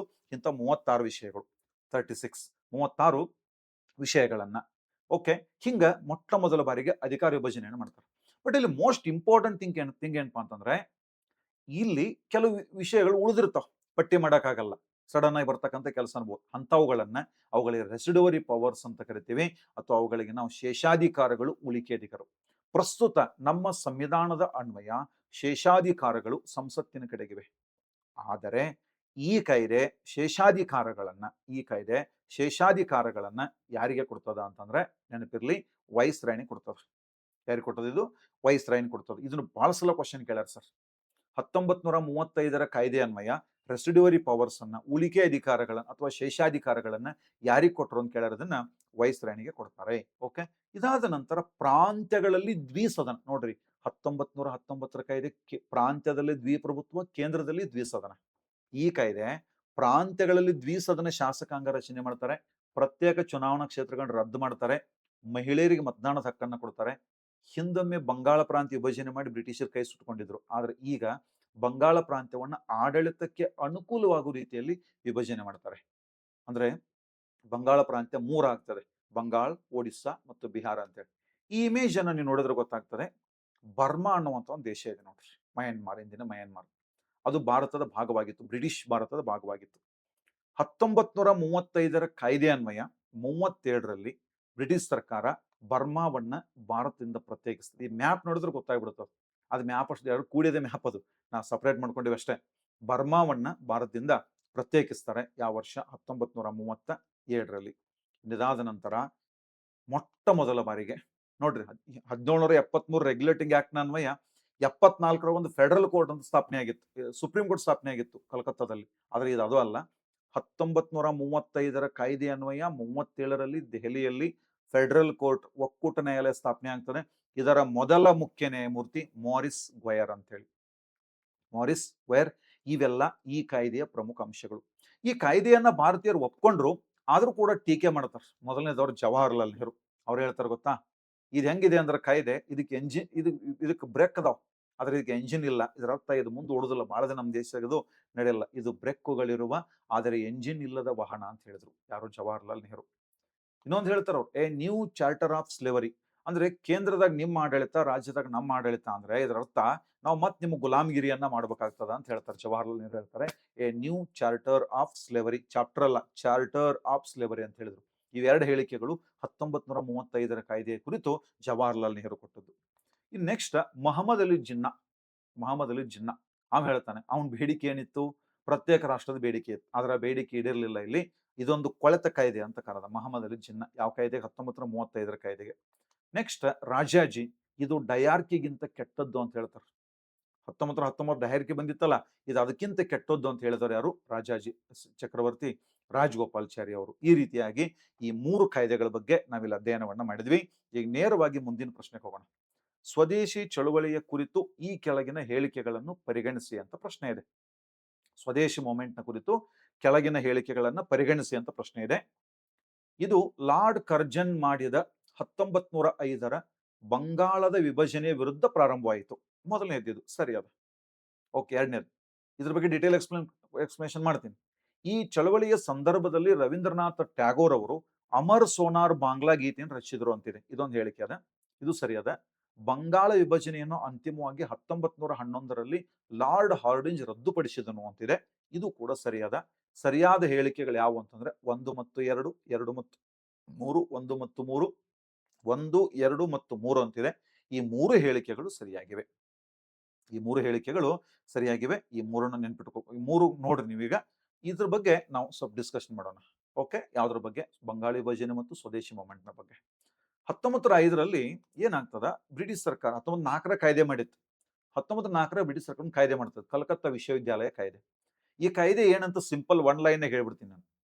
ಕಲ್ಕತ್ತಾ ವಿಶ್ವವಿದ್ಯಾಲಯದಲ್ಲಿ PhD ಮಾಡುತ್ತಿರುವಂತ ಭಾರತೀಯ ವಿದ್ಯಾರ್ಥಿಗಳಿಗೆ, ಕಲ್ಕತ್ತಾ ವಿಶ್ವವಿದ್ಯಾಲಯದಲ್ಲಿ ಸಂಶೋಧನೆ ಮಾಡ್ತಿರ್ತಕ್ಕಂಥ ಭಾರತೀಯ ವಿದ್ಯಾರ್ಥಿಗಳಿಗೆ ಬ್ರಿಟಿಷ್ ಪ್ರೊಫೆಸರ್ಗಳು ಗೈಡ್ ಮಾಡುವಂತಿಲ್ಲ ಈ ಕಾಯ್ದೆ, ಕಲ್ಕತ್ತಾ ವಿಶ್ವವಿದ್ಯಾಲಯ ಕಾಯ್ದೆ. ಎರಡನೇದು ಕಲ್ಕತ್ತಾ ಕಾರ್ಪೊರೇಷನ್ ಕಾಯ್ದೆ. ಅಂದ್ರೆ ಕಲ್ಕತ್ತಾ ಮಹಾನಗರ ಇತ್ತಲ್ಲ, ನಗರ ಪಾಲಿಕೆ ಇತ್ತಲ್ಲ, ಮುನ್ಸಿಪಾಲಿಟಿ, ಅಲ್ಲಿ ಭಾರತೀಯರ ಅಧಿಕಾರವನ್ನ ಕಿತ್ಕೊಳ್ತಕ್ಕಂಥ ಕಾಯ್ದೆ. ಈ ಎರಡೂ ಕಾಯ್ದೆಗಳನ್ನು ವಿರೋಧಿಸಿ ಹಿಂದೂ ಮತ್ತು ಮುಸ್ಲಿಮರು ಒಗ್ಗಟ್ಟಿನ ಹೋರಾಟವನ್ನ ಮಾಡ್ತಿದ್ರು ಬ್ರಿಟಿಷರ ವಿರುದ್ಧ, ಲಾರ್ಡ್ ಕರ್ಜನ್ ವಿರುದ್ಧ. ಹಿಂದೂ ಮುಸ್ಲಿಮರ ಒಗ್ಗಟ್ಟಿನ ಹೋರಾಟ ಏನಿತ್ತು, ಈ ಒಗ್ಗಟ್ಟಿನ ಹೋರಾಟವನ್ನ ತಡೆಯೋದಕ್ಕೆ ಲಾರ್ಡ್ ಕರ್ಜನ್ ಸಾಧ್ಯ ಆಗ್ಲಾರ್ದೆ ಒಬ್ಬ ಕಾರ್ಯದರ್ಶಿ ಇರ್ತಾನೆ, ಕಿಂಬರ್ಲಿನ್ ಅಂತ. ಆ ಕಿಂಬರ್ಲಿನ್ ಹೇಳ್ತಾನಂತೆ ವೈಸ್ರಾಯ್, ಹಿಂಗ್ ಹೋರಾಟ ನಡೀತಾ ಇದೆ, ಹೋರಾಟವನ್ನು ಹತ್ತಿಕ್ಕೋದಕ್ಕಾಗ್ತಾ ಇಲ್ಲ, ಹಿಂದೂ ಮುಸ್ಲಿಮರು ಒಗ್ಗಟ್ಟಿನ ಹೋರಾಟ ಮಾಡ್ತಾ ಇದ್ದಾರೆ, ಏನ್ ಮಾಡ್ಬೇಕು ಅಂತಂದಾಗ, ನೋಡ್ರಿ ನಮ್ಗೆ ಯಾರಾದ್ರೂ ಪ್ರಾಬ್ಲಮ್ನಾಗಿದ್ದಾಗ ಒಳ್ಳೆ ಐಡಿಯಾ ಕೊಟ್ಟರು ಅಂದ್ರೆ ಗೋಲ್ಡನ್ ಐಡಿಯಾ ಅಂತ ಹೇಳ್ತೀವಿ, ಗೋಲ್ಡನ್ ಥಾಟ್ ಅಂತ ಹೇಳಿ. ನಮ್ಮ ಉತ್ತರ ಕರ್ನಾಟಕ ಭಾಷೆ ಒಳಗೆ ನಮ್ಮ ಹುಡುಗರು ಮಾತಾಡ್ತಿರ್ತಾರೆ, ಏನು ಯಾರಾದ್ರೂ ಕೆಟ್ಟ ಐಡಿಯಾ ಕೊಟ್ಟ ಅಂದ್ರೆ ತಗಡ ಐಡಿಯಾ ಕೊಟ್ಟ ಅಂತೇಳಿ. ಅಂತ ಒಂದು ಐಡಿಯಾ ಕೊಡ್ತಾನೆ ಇವ್ನು, ಯಾರು? ಕಿಂಬರ್ಲಿನ್. ಏನು? ಈ ಬಂಗಾಳ ಪ್ರಾಂತ್ಯ ಏನಿದೆ ಅದನ್ನ ಆಡಳಿತ ನಡೆಸೋದಕ್ಕೆ ದೊಡ್ಡದಾಗಿದೆ ಅಂತ ನೆಪ ಹೇಳು, ಆದ್ರೆ ಹಿಂಬಾಗಿಲಿನಿಂದ ಹಿಂದೂಗಳಿಗೊಂದು ಪ್ರಾಂತ್ಯ, ಮುಸ್ಲಿಮರಿಗೊಂದು ಪ್ರಾಂತ್ಯ ಅಂತೇಳಿ ಪ್ರಾಂತ್ಯವನ್ನು ವಿಭಜನೆ ಮಾಡುವಂತ ಒಂದು ಐಡಿಯಾವನ್ನ ಕೊಟ್ಟ ಕಿಂಬರ್ಲಿನ್ ಜುಲೈ ತಿಂಗಳಲ್ಲಿ. ಬ್ರಿಟನ್ನಾಗ ಚರ್ಚೆ ಆಯಿತು, ಅಲ್ಲಿ ಅದು ಬಂಗಾಳ ಪ್ರಾಂತ್ಯವನ್ನು ವಿಭಜನೆ ಮಾಡ್ತೀವಿ ಅಂತ ನಿರ್ಧಾರ ಆಯಿತು. ಆದ್ರೆ ಈ ಮ್ಯಾಪ್ ನೋಡ್ರಿ, ಈಸ್ಟರ್ನ್ ಬೆಂಗಾಲ್ ಅಂಡ್ ಅಸ್ಸಾಂ ಇದೆಯಲ್ಲ ಪೂರ್ವ ಭಾಗಕ್ಕೆ, ಅದು ಅತಿ ಹೆಚ್ಚು ಸೆಣಬು ಬೆಳೀತಕ್ಕಂಥ ಪ್ರದೇಶ. ಈ ಕಡೆ ವೆಸ್ಟರ್ನ್ ಬೆಂಗಾಲ್ ಇದೆಯಲ್ಲ, ವೆಸ್ಟ್ ಬೆಂಗಾಲ್ ಅಥವಾ ವೆಸ್ಟರ್ನ್ ಬೆಂಗಾಲ್, ಇದು ಸೆಣಬಿನ ಕೈಗಾರಿಕೆ ಇರತಕ್ಕಂಥ ಪ್ರದೇಶ. ಯಾವಾಗ ಹಿಂದೂಗಳಿಗೊಂದು ಮುಸ್ಲಿಮರಿಗೊಂದು ಪ್ರಾಂತ್ಯ ಅಂತ ಹೇಳಿ ಅವರು ಡಿಸ್ಕಷನ್ ಮಾಡಿದ್ರು, ಅದು ದೊಡ್ಡ ಸಮಸ್ಯೆಯನ್ನು ತಂದೊಡುತ್ತೆ ಅಂತ ಗೊತ್ತಿತ್ತು. ಇನ್ನು ವಿಭಜನೆ ಆಗೋಕ್ಕಿಂತ ಮುಂಚೆ ಲಂಡನ್ನ ಒಂದು ಪತ್ರಿಕೆ, ಸ್ಟ್ಯಾಂಡರ್ಡ್ ಅಂತ ಪತ್ರಿಕೆ ಘೋಷಣೆ ಮಾಡ್ತದೆ ಬಂಗಾಳ ಪ್ರಾಂತ್ಯ ವಿಭಜನೆ ಆಗ್ತದೆ ಅಂತೇಳಿ ಲಂಡನ್ ನಲ್ಲಿ. ಇದನ್ನು ಕೂಡ ಕ್ವಶನ್ ಕೇಳ್ತಾರೆ. ಬಂಗಾಳದ ವಿಭಜನೆಯ ಸುದ್ದಿಯನ್ನು ಪ್ರಕಟಿಸಿದ ಮೊದಲ ಪತ್ರಿಕೆ ಯಾವ್ದಂತೇಳಿ ಲಂಡನ್ನಿನ ಸ್ಟ್ಯಾಂಡರ್ಡ್ ಪತ್ರಿಕೆ. ಆದ್ರೆ ಆದ್ರೆ ಅದನ್ನ ಭಾರತದಲ್ಲಿ ಪ್ರಕಟಿಸಿದ್ದು ಕೃಷ್ಣ ಕುಮಾರ್ ಮಿತ್ರ ಅವರ ಸಂಜೀವಿನಿ ಪತ್ರಿಕೆ. ಸುದ್ದಿ ಪ್ರಕಟ ಆಯಿತು. ಪ್ರಕಟ ಆದ ತಕ್ಷಣನೇ ಆ ಬಂಗಾಳ ವಿಭಜನೆ ಆಗಬಾರ್ದು, ಇನ್ನೂ ಆಗಿಲ್ಲ, ಆಗಬಾರ್ದು ಅಂತೇಳಿ ಒಂದು ಹೋರಾಟವು ಕೂಡ ಆರಂಭವಾಗ್ತದೆ. ಅದು ಆರಂಭವಾದದ್ದು ಯಾರ ನೇತೃತ್ವದಲ್ಲಿ ಅಂತಂದ್ರೆ ರವೀಂದ್ರನಾಥ್ ಟ್ಯಾಗೋರ್ ನೇತೃತ್ವದಲ್ಲಿ. ರವೀಂದ್ರನಾಥ್ ಟ್ಯಾಗೋರ್ ನೇತೃತ್ವ ಹೋರಾಟ ಆರಂಭ ಆಯಿತು. ಯಾವ ಹೋರಾಟ? ವಂಗ ಭಂಗ ಚಳವಳಿ, ಅಂದ್ರೆ ಬಂಗಾಳ ವಿಭಜನೆ ವಿರೋಧಿ ಚಳವಳಿ ಅಂತ ಪ್ರಾರಂಭ ಆಗ್ತದೆ. ಯಾವಾಗ? 1905ರಲ್ಲಿ. ಅದೇ ಚಳವಳಿ ಟೈಮ್ನಾಗ ಒಂದು ಪದ್ಯವನ್ನ ಬರೀತಾರೆ, ಅಮರ್ ಸೋನಾರ್ ಬಾಂಗ್ಲಾ ಅಂತೇಳಿ. ಅದು ಪ್ರಸ್ತುತ ಬಾಂಗ್ಲಾದೇಶದ ರಾಷ್ಟ್ರಗೀತೆ ಆಗಿದೆ. ಅದಕ್ಕೆ ಮ್ಯೂಸಿಕ್ ಕಂಪೋಸ್ ಮಾಡಿದವರು ಗಗನ್ ಹರ್ಕರ್ ಅನ್ನುವಂಥ ವ್ಯಕ್ತಿ. ಗಗನ್ ಹರ್ಕರ್ ಅದಕ್ಕೆ ಮ್ಯೂಸಿಕ್ ಕಂಪೋಸ್ ಮಾಡ್ತಾರೆ. 1905 ಅಕ್ಟೋಬರ್ 16ಕ್ಕೆ ಬಂಗಾಳ ಪ್ರಾಂತ್ಯ ವಿಭಜನೆ ಆಯ್ತು. Eastern Bengal and western Bengal ಅಂತ ಹೇಳಿ ವಿಭಜನೆ ಆಯ್ತು. ಓಕೆ, ಇಲ್ಲಿ ಇಲ್ಲಿ ಒಂದು ಡೇಟಾ ಇದೆ, ಆಮೇಲೆ ಬೇಕಾದ್ರೆ ಸ್ಕ್ರೀನ್ ಶಾಟ್ ತಗೊಂಡು ಹೋದ್ರೆ ಅದನ್ನ. ಪೂರ್ವ ಬಂಗಾಳದಾಗ ಎಷ್ಟಿತ್ತು ಜನಸಂಖ್ಯೆ, ಪಶ್ಚಿಮ ಬಂಗಾಳದಾಗ ಹಿಂದೂಗಳು ಎಷ್ಟು, ಮುಸ್ಲಿಂ ಎಷ್ಟಿದ್ರು ಅಂತೇಳಿ. ವಿಸ್ತೀರ್ಣದ ದೃಷ್ಟಿಯಿಂದ, ಜನಸಂಖ್ಯೆ ದೃಷ್ಟಿಯಿಂದ ನೋಡಿದಾಗ ಪಶ್ಚಿಮ ಬಂಗಾಳ ಅತಿ ದೊಡ್ಡದು. ಆದ್ರೆ ಅತಿ ಹೆಚ್ಚು ಹಿಂದೂಗಳು ಇರೋದು ಪಶ್ಚಿಮ ಬಂಗಾಳದಲ್ಲಿ, ಅತಿ ಹೆಚ್ಚು ಮುಸ್ಲಿಮರು ಇರೋದು ಈ ಪೂರ್ವ ಬಂಗಾಳದಲ್ಲಿ. ಪಶ್ಚಿಮ ಬಂಗಾಳ ಮತ್ತು ಪೂರ್ವ ಬಂಗಾಳದಲ್ಲಿ ಹಿಂದೂ ಮುಸ್ಲಿಮರು ಯಾವ ರೀತಿ ಇದ್ರು ಅಂತ ನಿಮ್ಗೆ ಈ ಡೇಟಾ ನಿಮ್ಗೆ ಆಮೇಲೆ ಮಾಹಿತಿಯನ್ನು ಕೊಡ್ತದೆ. ಆದ್ರೆ ಅಕ್ಟೋಬರ್ 16ಕ್ಕೆ ಬಂಗಾಳ ವಿಭಜನೆ ಆಯಿತು. ಇದನ್ನ ವಿರೋಧಿಸಿ ನಮ್ಮ ಟ್ಯಾಗೋರ್ ಹೇಳ್ತಾರೆ, ಹಿಂದೂ ಸಹೋದರಿಯರು ಮುಸ್ಲಿಮರಿಗೆ ರಾಖಿಯನ್ನ ಕಟ್ಟಬೇಕು, ಕೋಮು ಗಲಭೆಗಳು ಘರ್ಷಣೆ ಆಗೋದು ಬೇಡ ಅಂತ ಹೇಳಿ ಈ ಅಕ್ಟೋಬರ್ 16ರನ್ನ ರಕ್ಷಾಬಂಧನ ದಿನ ಅಂತ ಆಚರಣೆ ಮಾಡಲಾಯಿತು. ರಕ್ಷಾಬಂಧನ ದಿನ. ನೆಕ್ಸ್ಟ್ ಅದನ್ನ ಹರತಾಳ ದಿನ ಅಂತ ಆಚರಣೆ ಮಾಡ್ತಾರೆ. ಬಂಗಾಳದ ಶೋಕದ ದಿನ ಅಂತ ಆಚರಣೆ ಮಾಡ್ತಾರೆ. ಯಾವ್ದನ್ನ? ಅಕ್ಟೋಬರ್ 16ರನ್ನ ಟ್ಯಾಗೋರ್ ಅವರ ಸಲಹೆ ಮೇರೆಗೆ, ರವೀಂದ್ರನಾಥ್ ಟ್ಯಾಗೋರ್ ಅವರ ಸಲಹೆ ಮೇರೆಗೆ. Yes sir. ಇನ್ನ ಈ ಬಂಗಾಳ ವಿಭಜನೆ ವಿರೋಧಿಸಿ ಒಂದು ಆರಂಭವಾದ ಚಳವಳಿನೇ ಸ್ವದೇಶಿ ಚಳವಳಿ ಅಥವಾ ಬೈಕಾಟ್ ಅಂದ್ರೆ ಬಹಿಷ್ಕಾರ ಚಳವಳಿ ಅಂತ ಆರಂಭ ಆಗ್ತದೆ. ಕಲ್ಪನೆ ಕೊಟ್ಟವರು ಸುರೇಂದ್ರನಾಥ್ ಬ್ಯಾನರ್ಜಿ. ಈ ಚಳವಳಿಯನ್ನ ಆರಂಭಿಸಿದವರು ಬಾಲ್ ಗಂಗಾಧರ್ ತಿಲಕ್ ಅವರು. ಕಲ್ಪನೆ ಸುರೇಂದ್ರನಾಥ್ ಬ್ಯಾನರ್ಜಿ, ನಾಯಕ ಬಾಲ್ ಗಂಗಾಧರ್ ತಿಲಕ್ ಅವರು. ಈ ಸ್ವದೇಶಿ ಮೂವ್ಮೆಂಟ್ ಅಂತಂದ್ರೆ ಏನ್ ಗೊತ್ತಾ? ಈ ಚಿತ್ರವನ್ನು ನೋಡಿ, ಬೈಕಾಟ್ ಫಾರಿನ್ ಗೂಡ್ಸ್, ವಿದೇಶಿ ವಸ್ತುಗಳನ್ನು ಬಹಿಷ್ಕರಿಸುವುದು, ಸ್ವದೇಶಿ ವಸ್ತುಗಳನ್ನು ಸ್ವೀಕಾರ ಮಾಡೋದು, ವಿದೇಶಿ ವಸ್ತುಗಳ ಅಂಗಡಿಗಳ ಮುಂದೆ, ವಿದೇಶಿ ಕಚೇರಿಗಳ ಮುಂದೆ ಪಿಕೆಟಿಂಗ್ ಅಂದ್ರೆ ಕಾವಲ್ ಕಾಯೋದು. ಯಾರಾದ್ರೂ ವಿದೇಶಿ ವಸ್ತುಗಳನ್ನು ಖರೀದಿ ಮಾಡಕ್ ಬಂದ್ರು ಅಂದ್ರೆ ಹೇಳೋದವ್ರಿಗೆ ಬ್ಯಾಡ ಅಂತ ಹೇಳೋದು. ಕೇಳ್ತಾರ ನಮ್ಮ ಮಂದಿ? ಬ್ಯಾಡ್ ಅಂದ್ರೆ ಯಾಕೆ ಬ್ಯಾಡ ಅಂತ ಹೇಳಕತ್ತಾರ ಅಂತ ನೋಡಕ್ ಹೋಗೋ ಮಂದಿ ಐತಿ. ಆಮೇಲೆ ವಿದೇಶಿ ವಸ್ತುಗಳನ್ನು ಸುಡುವುದು, ಇಂಥ ಒಂದು ಚಳವಳಿ ದೇಶದಾದ್ಯಂತ ಆರಂಭವಾಗ್ತದೆ. ಕರ್ನಾಟಕದಲ್ಲಿ ಕೂಡ ಗಂಗಾಧರ ದೇಶಪಾಂಡೆ ಅವರ ನೇತೃತ್ವದಲ್ಲಿ ಬೆಳಗಾವಿ, ಬಾಗಲಕೋಟೆ ಮತ್ತು ಧಾರವಾಡ ಜಿಲ್ಲೆ, ಬೆಳಗಾವಿ ಜಿಲ್ಲೆ ಹಿರೇಬಾಗೇವಾಡಿ, ಅಮಕೆ ಹುಬ್ಬಳ್ಳಿ ಮತ್ತು ಕಿತ್ತೂರಿನಲ್ಲಿ, ಬಾಗಲಕೋಟೆ ಅವಾಗ ಬಾಗಲಕೋಟೆಯಲ್ಲಿ ವಿಜಾಪುರ ಇತ್ತು, ಬಾಗಲಕೋಟೆ ಇಂದಿನ ಬಾಗಲಕೋಟೆ ಜಿಲ್ಲೆಯ ಬಾದಾಮಿ, ಕೆರೂರು ಅಂತ ಬರ್ತದೆ, ಆಮೇಲೆ ಏನು ಗುಳೇದಗುಡ್ಡ ಅಂತೆಲ್ಲ ಬರ್ತವೆ, ಆ ಭಾಗದಲ್ಲಿ ಹೋರಾಟ ನಡೀತದೆ. ಆಮೇಲೆ ಧಾರವಾಡ ಜಿಲ್ಲೆಯ, ಅಂದಿನ ಧಾರವಾಡ ಜಿಲ್ಲೆಯ ನರಗುಂದ, ನವಲಗುಂದ, ಹಾನಗಲ್ನಲ್ಲಿ ಈ ಒಂದು ಹೋರಾಟ ನಡೀತದೆ. ಈ ಹೋರಾಟ ಯಾವ ಹಂತಕ್ಕೆ ಹೋಗಿತ್ತು ಅಂತಂದ್ರೆ 1906 1908 ಹೊತ್ತಿಗೆ ಅಂದ್ರೆ ಬ್ರಿಟಿಷರ ವಸ್ತುಗಳ ಮಾರಾಟದಲ್ಲಿ 60% ಕಡಿಮೆ ಆಗ್ತದೆ. ಆ ಕಾರಣಕ್ಕಾಗಿ ಬ್ರಿಟಿಷರು ತಿಲಕ್ ಅವರ ಮೇಲೆ ಸೆಡಿಷನ್ ಕೇಸ್ ಹಾಕ್ತಾರೆ, ರಾಜದ್ರೋಹದ ಕೇಸ್ ಹಾಕಿ ಅವರನ್ನ ಬಂಧಿಸಿ ಬರ್ಮಾ ದೇಶದ ಮಂಡೇಲ ಜೈಲ್ ಕಳಿಸಿ ಅವರಿಗೆ 6 ವರ್ಷ ಜೈಲು ಶಿಕ್ಷೆಯನ್ನು ವಿಧಿಸಿದರು. ಅವರಿಗೆ 6 ವರ್ಷ ಜೈಲು ಶಿಕ್ಷೆ ವಿಧಿಸ್ತಾರೆ ಯಾರು? ಬ್ರಿಟಿಷರು. 6 ವರ್ಷಗಳ ಕಾಲ ತಿಲಕ್ ಅವರು ಜೈಲಿನಾಗಿರ್ತಾರೆ 1908ರಿಂದ 14ರವರೆಗೆ. ಆದ್ರೆ 1908 ಇವ್ರನ್ನ ಬಂಧಿಸಿದಾಗ ಲಾಲಾ ಲಜಪತ್ ರಾಯ್ ಮತ್ತು ಅಜಿತ್ ಸಿಂಗ್ ಅವರು ಕೂಡ ಈ ಹೋರಾಟ ಆರಂಭಿಸ್ತಾರೆ. ಆ ಕಾರಣಕ್ಕಾಗಿ ಅವರನ್ನು ಗಡಿಪಾರು ಮಾಡಲಾಗ್ತದೆ. ಯಾವಾಗ? 1908ರಲ್ಲಿ ಬಂಗಾಳದವ್ರನ್ನ ಗಡಿಪಾರು ಮಾಡಲಾಯಿತು, ಗಡಿಪಾರು ಶಿಕ್ಷೆ ವಿಧಿಸಲಾಗಿತ್ತು. ಆದ್ರೆ 1911ರಾಗ ಬ್ರಿಟನ್ನಿನ ರಾಜ 5ನೇ ಜಾರ್ಜ್ ಏನ್ ಭಾರತಕ್ಕೆ ಭೇಟಿ ಕೊಟ್ಟಿದ್ದ ನೋಡ್ರಿ, ಅವನ ಸಲಹೆ ಮೇರೆಗೆ 1911ರೊಳಗೆ ಲಾರ್ಡ್ ಹಾರ್ಡಿಂಜ್ ಎಂಬ ವ್ಯಕ್ತಿ ಈ ಬಂಗಾಳಿ ವಿಭಜನೆಯನ್ನು ರದ್ದು ಮಾಡ್ತಾನೆ. 1911ರಲ್ಲಿ ಲಾರ್ಡ್ ಹಾರ್ಡಿಂಜ್ ಎಂಬ ವೈಸ್ರಾಯ್. ಬಂಗಾಳಿ ವಿಭಜನೆ ಮಾಡಿದವನು ಲಾರ್ಡ್ ಕರ್ಜನ್. ವಿಭಜನೆ ಆದ ನಂತರ ಚಳವಳಿ ನಡೀತಲ್ಲ, ಆ ಟೈಮ್ನಾಗ ಇದ್ದವನು ಲಾರ್ಡ್ ಮಿಂಟೋ. ಆಮೇಲೆ ಬಂಗಾಳಿ ವಿಭಜನೆಯನ್ನು ರದ್ದು ಮಾಡಿದವನು ಲಾರ್ಡ್ ಹಾರ್ಡಿಂಜ್ ಅಂತಕ್ಕಂಥ ವ್ಯಕ್ತಿ. ಏನು ಆಗಸ್ಟ್ 7ನೇ ತಾರೀಕಿಗೆ ಚಳವಳಿ ಆರಂಭ ಆಗಿತ್ತಲ್ಲ, ಸ್ವದೇಶ್ ಚಳವಳಿ, ಆ ಚಳುವಳಿಯ ಆರಂಭವಾದ ದಿನವಾದ ಆಗಸ್ಟ್ 7ನ್ನು ಪ್ರತಿ ವರ್ಷ ನ್ಯಾಷನಲ್ ಹ್ಯಾಂಡ್ಲೂಮ್ ಡೇ ಅಂತ ಆಚರಣೆ ಮಾಡ್ತೀವಿ, ರಾಷ್ಟ್ರೀಯ ಕೈಮಗ್ಗ ದಿನ ಅಂತ ಆಚರಣೆ ಮಾಡ್ತೀವಿ. ರಾಷ್ಟ್ರೀಯ ಕೈಮಗ್ಗ ದಿನ ಅಂತ ಆಚರಣೆ ಮಾಡ್ತೀವಿ. ಯಾವಾಗ? ಆಗಸ್ಟ್ 7ನೇ ತಾರೀಕಿಗೆ. ಇದು ಸ್ವದೇಶಿ ಚಳವಳಿ ಪ್ರಾರಂಭವಾದ ದಿನಾಂಕ. ಸ್ವದೇಶಿ ಚಳವಳಿ ಪ್ರಾರಂಭವಾದ ದಿನಾಂಕ ರಾಷ್ಟ್ರೀಯ ಕೈಮಗ್ಗ ದಿನ ಅಂತೇಳಿ ನಾವು ಆಚರಣೆ ಮಾಡ್ತಿರ್ತೀವಿ. ಎಸ್ ಸರ್, ಇದು ಸಂಬಂಧಪಟ್ಟಂತಾಯ್ತು. ಇನ್ನು ನೆಕ್ಸ್ಟ್ ಇನ್ನೊಂದು ಪ್ರಶ್ನೆಯನ್ನ ಇಲ್ಲಿ ನೋಡೋಣಂತೆ. ದಾದಾಬಾಯಿ ನವರೋಜಿ ಅವರ ಕುರಿತಾದ ಈ ಹೇಳಿಕೆಗಳಲ್ಲಿ ಯಾವುದು ತಪ್ಪು ಅಂತಿದೆ? ಯಾವುದು ತಪ್ಪು ಅಂತಿದೆ? ಪ್ರಶ್ನೆ ನೋಡೋಣ, ಯಾವ್ದು ತಪ್ಪಿಲ್ಲಿ? ಸ್ಟೇಟ್ಮೆಂಟ್ಸ್ 4 ಅದಾವ. ಅವರನ್ನು ಭಾರತದ ವೃದ್ಧ ಪಿತಾಮಹ, grand old man of India ಅಂತ ಕರಿತೀವಿ, ಇದು ಸರಿ ಅದ. ಅವರಿಗೆ ಭಾರತ ವೃದ್ಧ ಪಿತಾಮಹ ಅಂತ ಕರಿತೀವಿ. ಆಮೇಲೆ ಹೋಪ್ ಆಫ್ ಇಂಡಿಯಾ ಅಂತ ಕೂಡ ಕರಿತೀವಿ ನಾವು, ಹೋಪ್ ಆಫ್ ಇಂಡಿಯಾ ಅಂತ. ಅವರು ಡ್ರೈನ್ ಥಿಯರಿ ಅಂದ್ರೆ ಸಂಪತ್ತಿನ ಸೋರಿಕೆ ಸಿದ್ಧಾಂತವನ್ನು ಪ್ರಸ್ತುತಪಡಿಸಿದರು ಅಂತಿದೆ, ಇದು ಕೂಡ ಸರಿಯಾದ. ದಾದಾಬಾಯಿ ನವರೋಜಿ ಅವರು ಫಸ್ಟ್ ಟೈಮ್ ಪರ್ ಕ್ಯಾಪಿಟಾ ಅಂದ್ರೆ ತಲಾ ಆದಾಯವನ್ನ, ರಾಷ್ಟ್ರೀಯ ಆದಾಯವನ್ನ ಹೇಳ್ತಾರೆ. ಜೊತೆಗೆ ಭಾರತದ ಸಂಪತ್ತು ಪ್ರವಾಹದ ರೂಪದಲ್ಲಿ ಬ್ರಿಟನ್ಗೆ ಹರಿದು ಹೊರಟಿದೆ ಅಂತ ಹೇಳ್ತಾರೆ ಸರ್, ಇದು ಸರಿಯಾದ. ಅವರು ಮೂರನೇದು ಸಿ ಏನದು, ಅವರು ಬ್ರಿಟಿಷ್ ಪಾರ್ಲಿಮೆಂಟ್ ಹೌಸ್ ಆಫ್ ಕಾಮನ್ಸ್ಗೆ ಆಯ್ಕೆಯಾದ ಮೊದಲ ಭಾರತೀಯ ಅಂತಿದೆ. ನೋಡ್ರಿ, ಭಾರತೀಯ ರಾಷ್ಟ್ರೀಯ ಕಾಂಗ್ರೆಸ್ಸಿನ ಮೊದಲ ಅಧ್ಯಕ್ಷ WC ಬ್ಯಾನರ್ಜಿ ಅಂತದಾರಲ್ಲ, ಅವರು ಬ್ರಿಟನ್ ಪಾರ್ಲಿಮೆಂಟ್ ಚುನಾವಣೆಗೆ ಸ್ಪರ್ಧಿಸಿದ್ದ ಮೊದಲ ಭಾರತೀಯ. ಅರ್ಥ ಮಾಡ್ಕೋಬೇಕಿದೆ ನೋಡ್ರಿ. ಬ್ರಿಟನ್ ಪಾರ್ಲಿಮೆಂಟ್ ಚುನಾವಣೆಗೆ ಕಂಟೆಸ್ಟ್ ಮಾಡಿದ್ದ ಮೊದಲ ಭಾರತೀಯ WC ಬ್ಯಾನರ್ಜಿ, ಅದರವ್ರು ಸೋತಿದ್ರು, ಗೆದ್ದಿರ್ಲಿಲ್ಲ.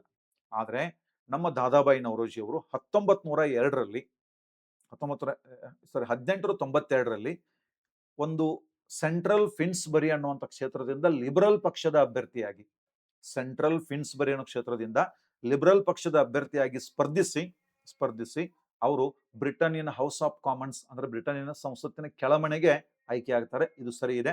ಬ್ರಿಟಿಷ್ ಪಾರ್ಲಿಮೆಂಟ್ಗೆ ಆಯ್ಕೆಯಾದ ಮೊದಲ ಭಾರತೀಯ ಅಂತೇಳಿ, ಇದು ಸರಿಯಾದ. ಆದ್ರೆ ಬ್ರಿಟನ್ ಪಾರ್ಲಿಮೆಂಟ್ ಚುನಾವಣೆಗೆ ಸ್ಪರ್ಧಿಸಿದ್ದ ಮೊದಲ ಭಾರತೀಯ WC ಬ್ಯಾನರ್ಜಿ. ಇನ್ನು ನೆಕ್ಸ್ಟ್, ಅವರು 1916ರಲ್ಲಿ ಹೋಮ್ ರೂಲ್ ಲೀಗ್ ಅನ್ನ ಪ್ರಾರಂಭಿಸಿದ್ರು ಅಂತಿದೆ, ಇದು ತಪ್ಪು. ಹೋಮ್ ರೂಲ್ ಲೀಗ್ನ ಕಲ್ಪನೆಯನ್ನ ಕೊಟ್ಟವರು ಯಾರಪ್ಪ ಅಂತಂದ್ರೆ, ಕಲ್ಪನೆ ಕೊಟ್ಟವರು ಎನಿ ಬೆಸೆಂಟ್. ಆದ್ರೆ ಅದನ್ನು ಪ್ರಾರಂಭಿಸಿದವರು ಬಾಲಗಂಗಾಧರ ತಿಲಕ್ ಅವರು. ಪೂನಾದಲ್ಲಿ, ಮದ್ರಾಸ್ನ ಅಡಿಯಾರದಲ್ಲಿ ಆ ಹೋಮ್ ರೂಲ್ ಲೀಗ್ ಅನ್ನ ಸ್ಥಾಪಿಸಿದವರು ಯಾರು ಅಂತಂದ್ರೆ ಎನಿ ಬೆಸೆಂಟ್ ಅವರು ಆಗಿರ್ತಾರೆ. ಆದ್ರೆ ಇಲ್ಲಿ ದಾದಾಬಾಯಿ ನವರೋಜಿ ಅಲ್ಲ, ದಾದಾಬಾಯಿ ನವರೋಜಿ ಅಲ್ಲ. ಇಲ್ಲಿ ಒಂದು ಇಮೇಜ್ ಅದ ನೋಡಿ ಸರ್, ಮೊದಲನೇ ಇಮೇಜ್ ಏನದ, economy in British Raj, the drain of Indian wealth ಅಂತೇಳಿ. Economy British Raj, the drain of Indian wealth. ಅಂದ್ರೆ ಈ ಸಿದ್ಧಾಂತವನ್ನ ವೆಲ್ತ್ ಡ್ರೇನ್ ಥಿಯರಿ, ಸಂಪತ್ತಿನ ಸೋರಿಕೆ ಸಿದ್ಧಾಂತವನ್ನ ಮಂಡಿಸಿದವರು ಯಾರು? ದಾದಾಬಾಯಿ ನವರೋಜಿ ಅವರು, ವೆಲ್ತ್ ಡ್ರೇನ್ ಥಿಯರಿಯನ್ನ. ಓಕೆ, ಅದು ಅವತ್ತಿನ ಕಾಲದಾಗ ನಮ್ಮ ದೇಶದ ಸಂಪತ್ತನ್ನ ತಗೊಂಡಿದ್ರು, ನಮ್ಮ ದೇಶದ ಜನ ದುಡಿತಿದ್ರು, ಅವ್ರು ತಗೊಂಡು ಅಲ್ಲಿ ಹೊಂಟಿದ್ರು.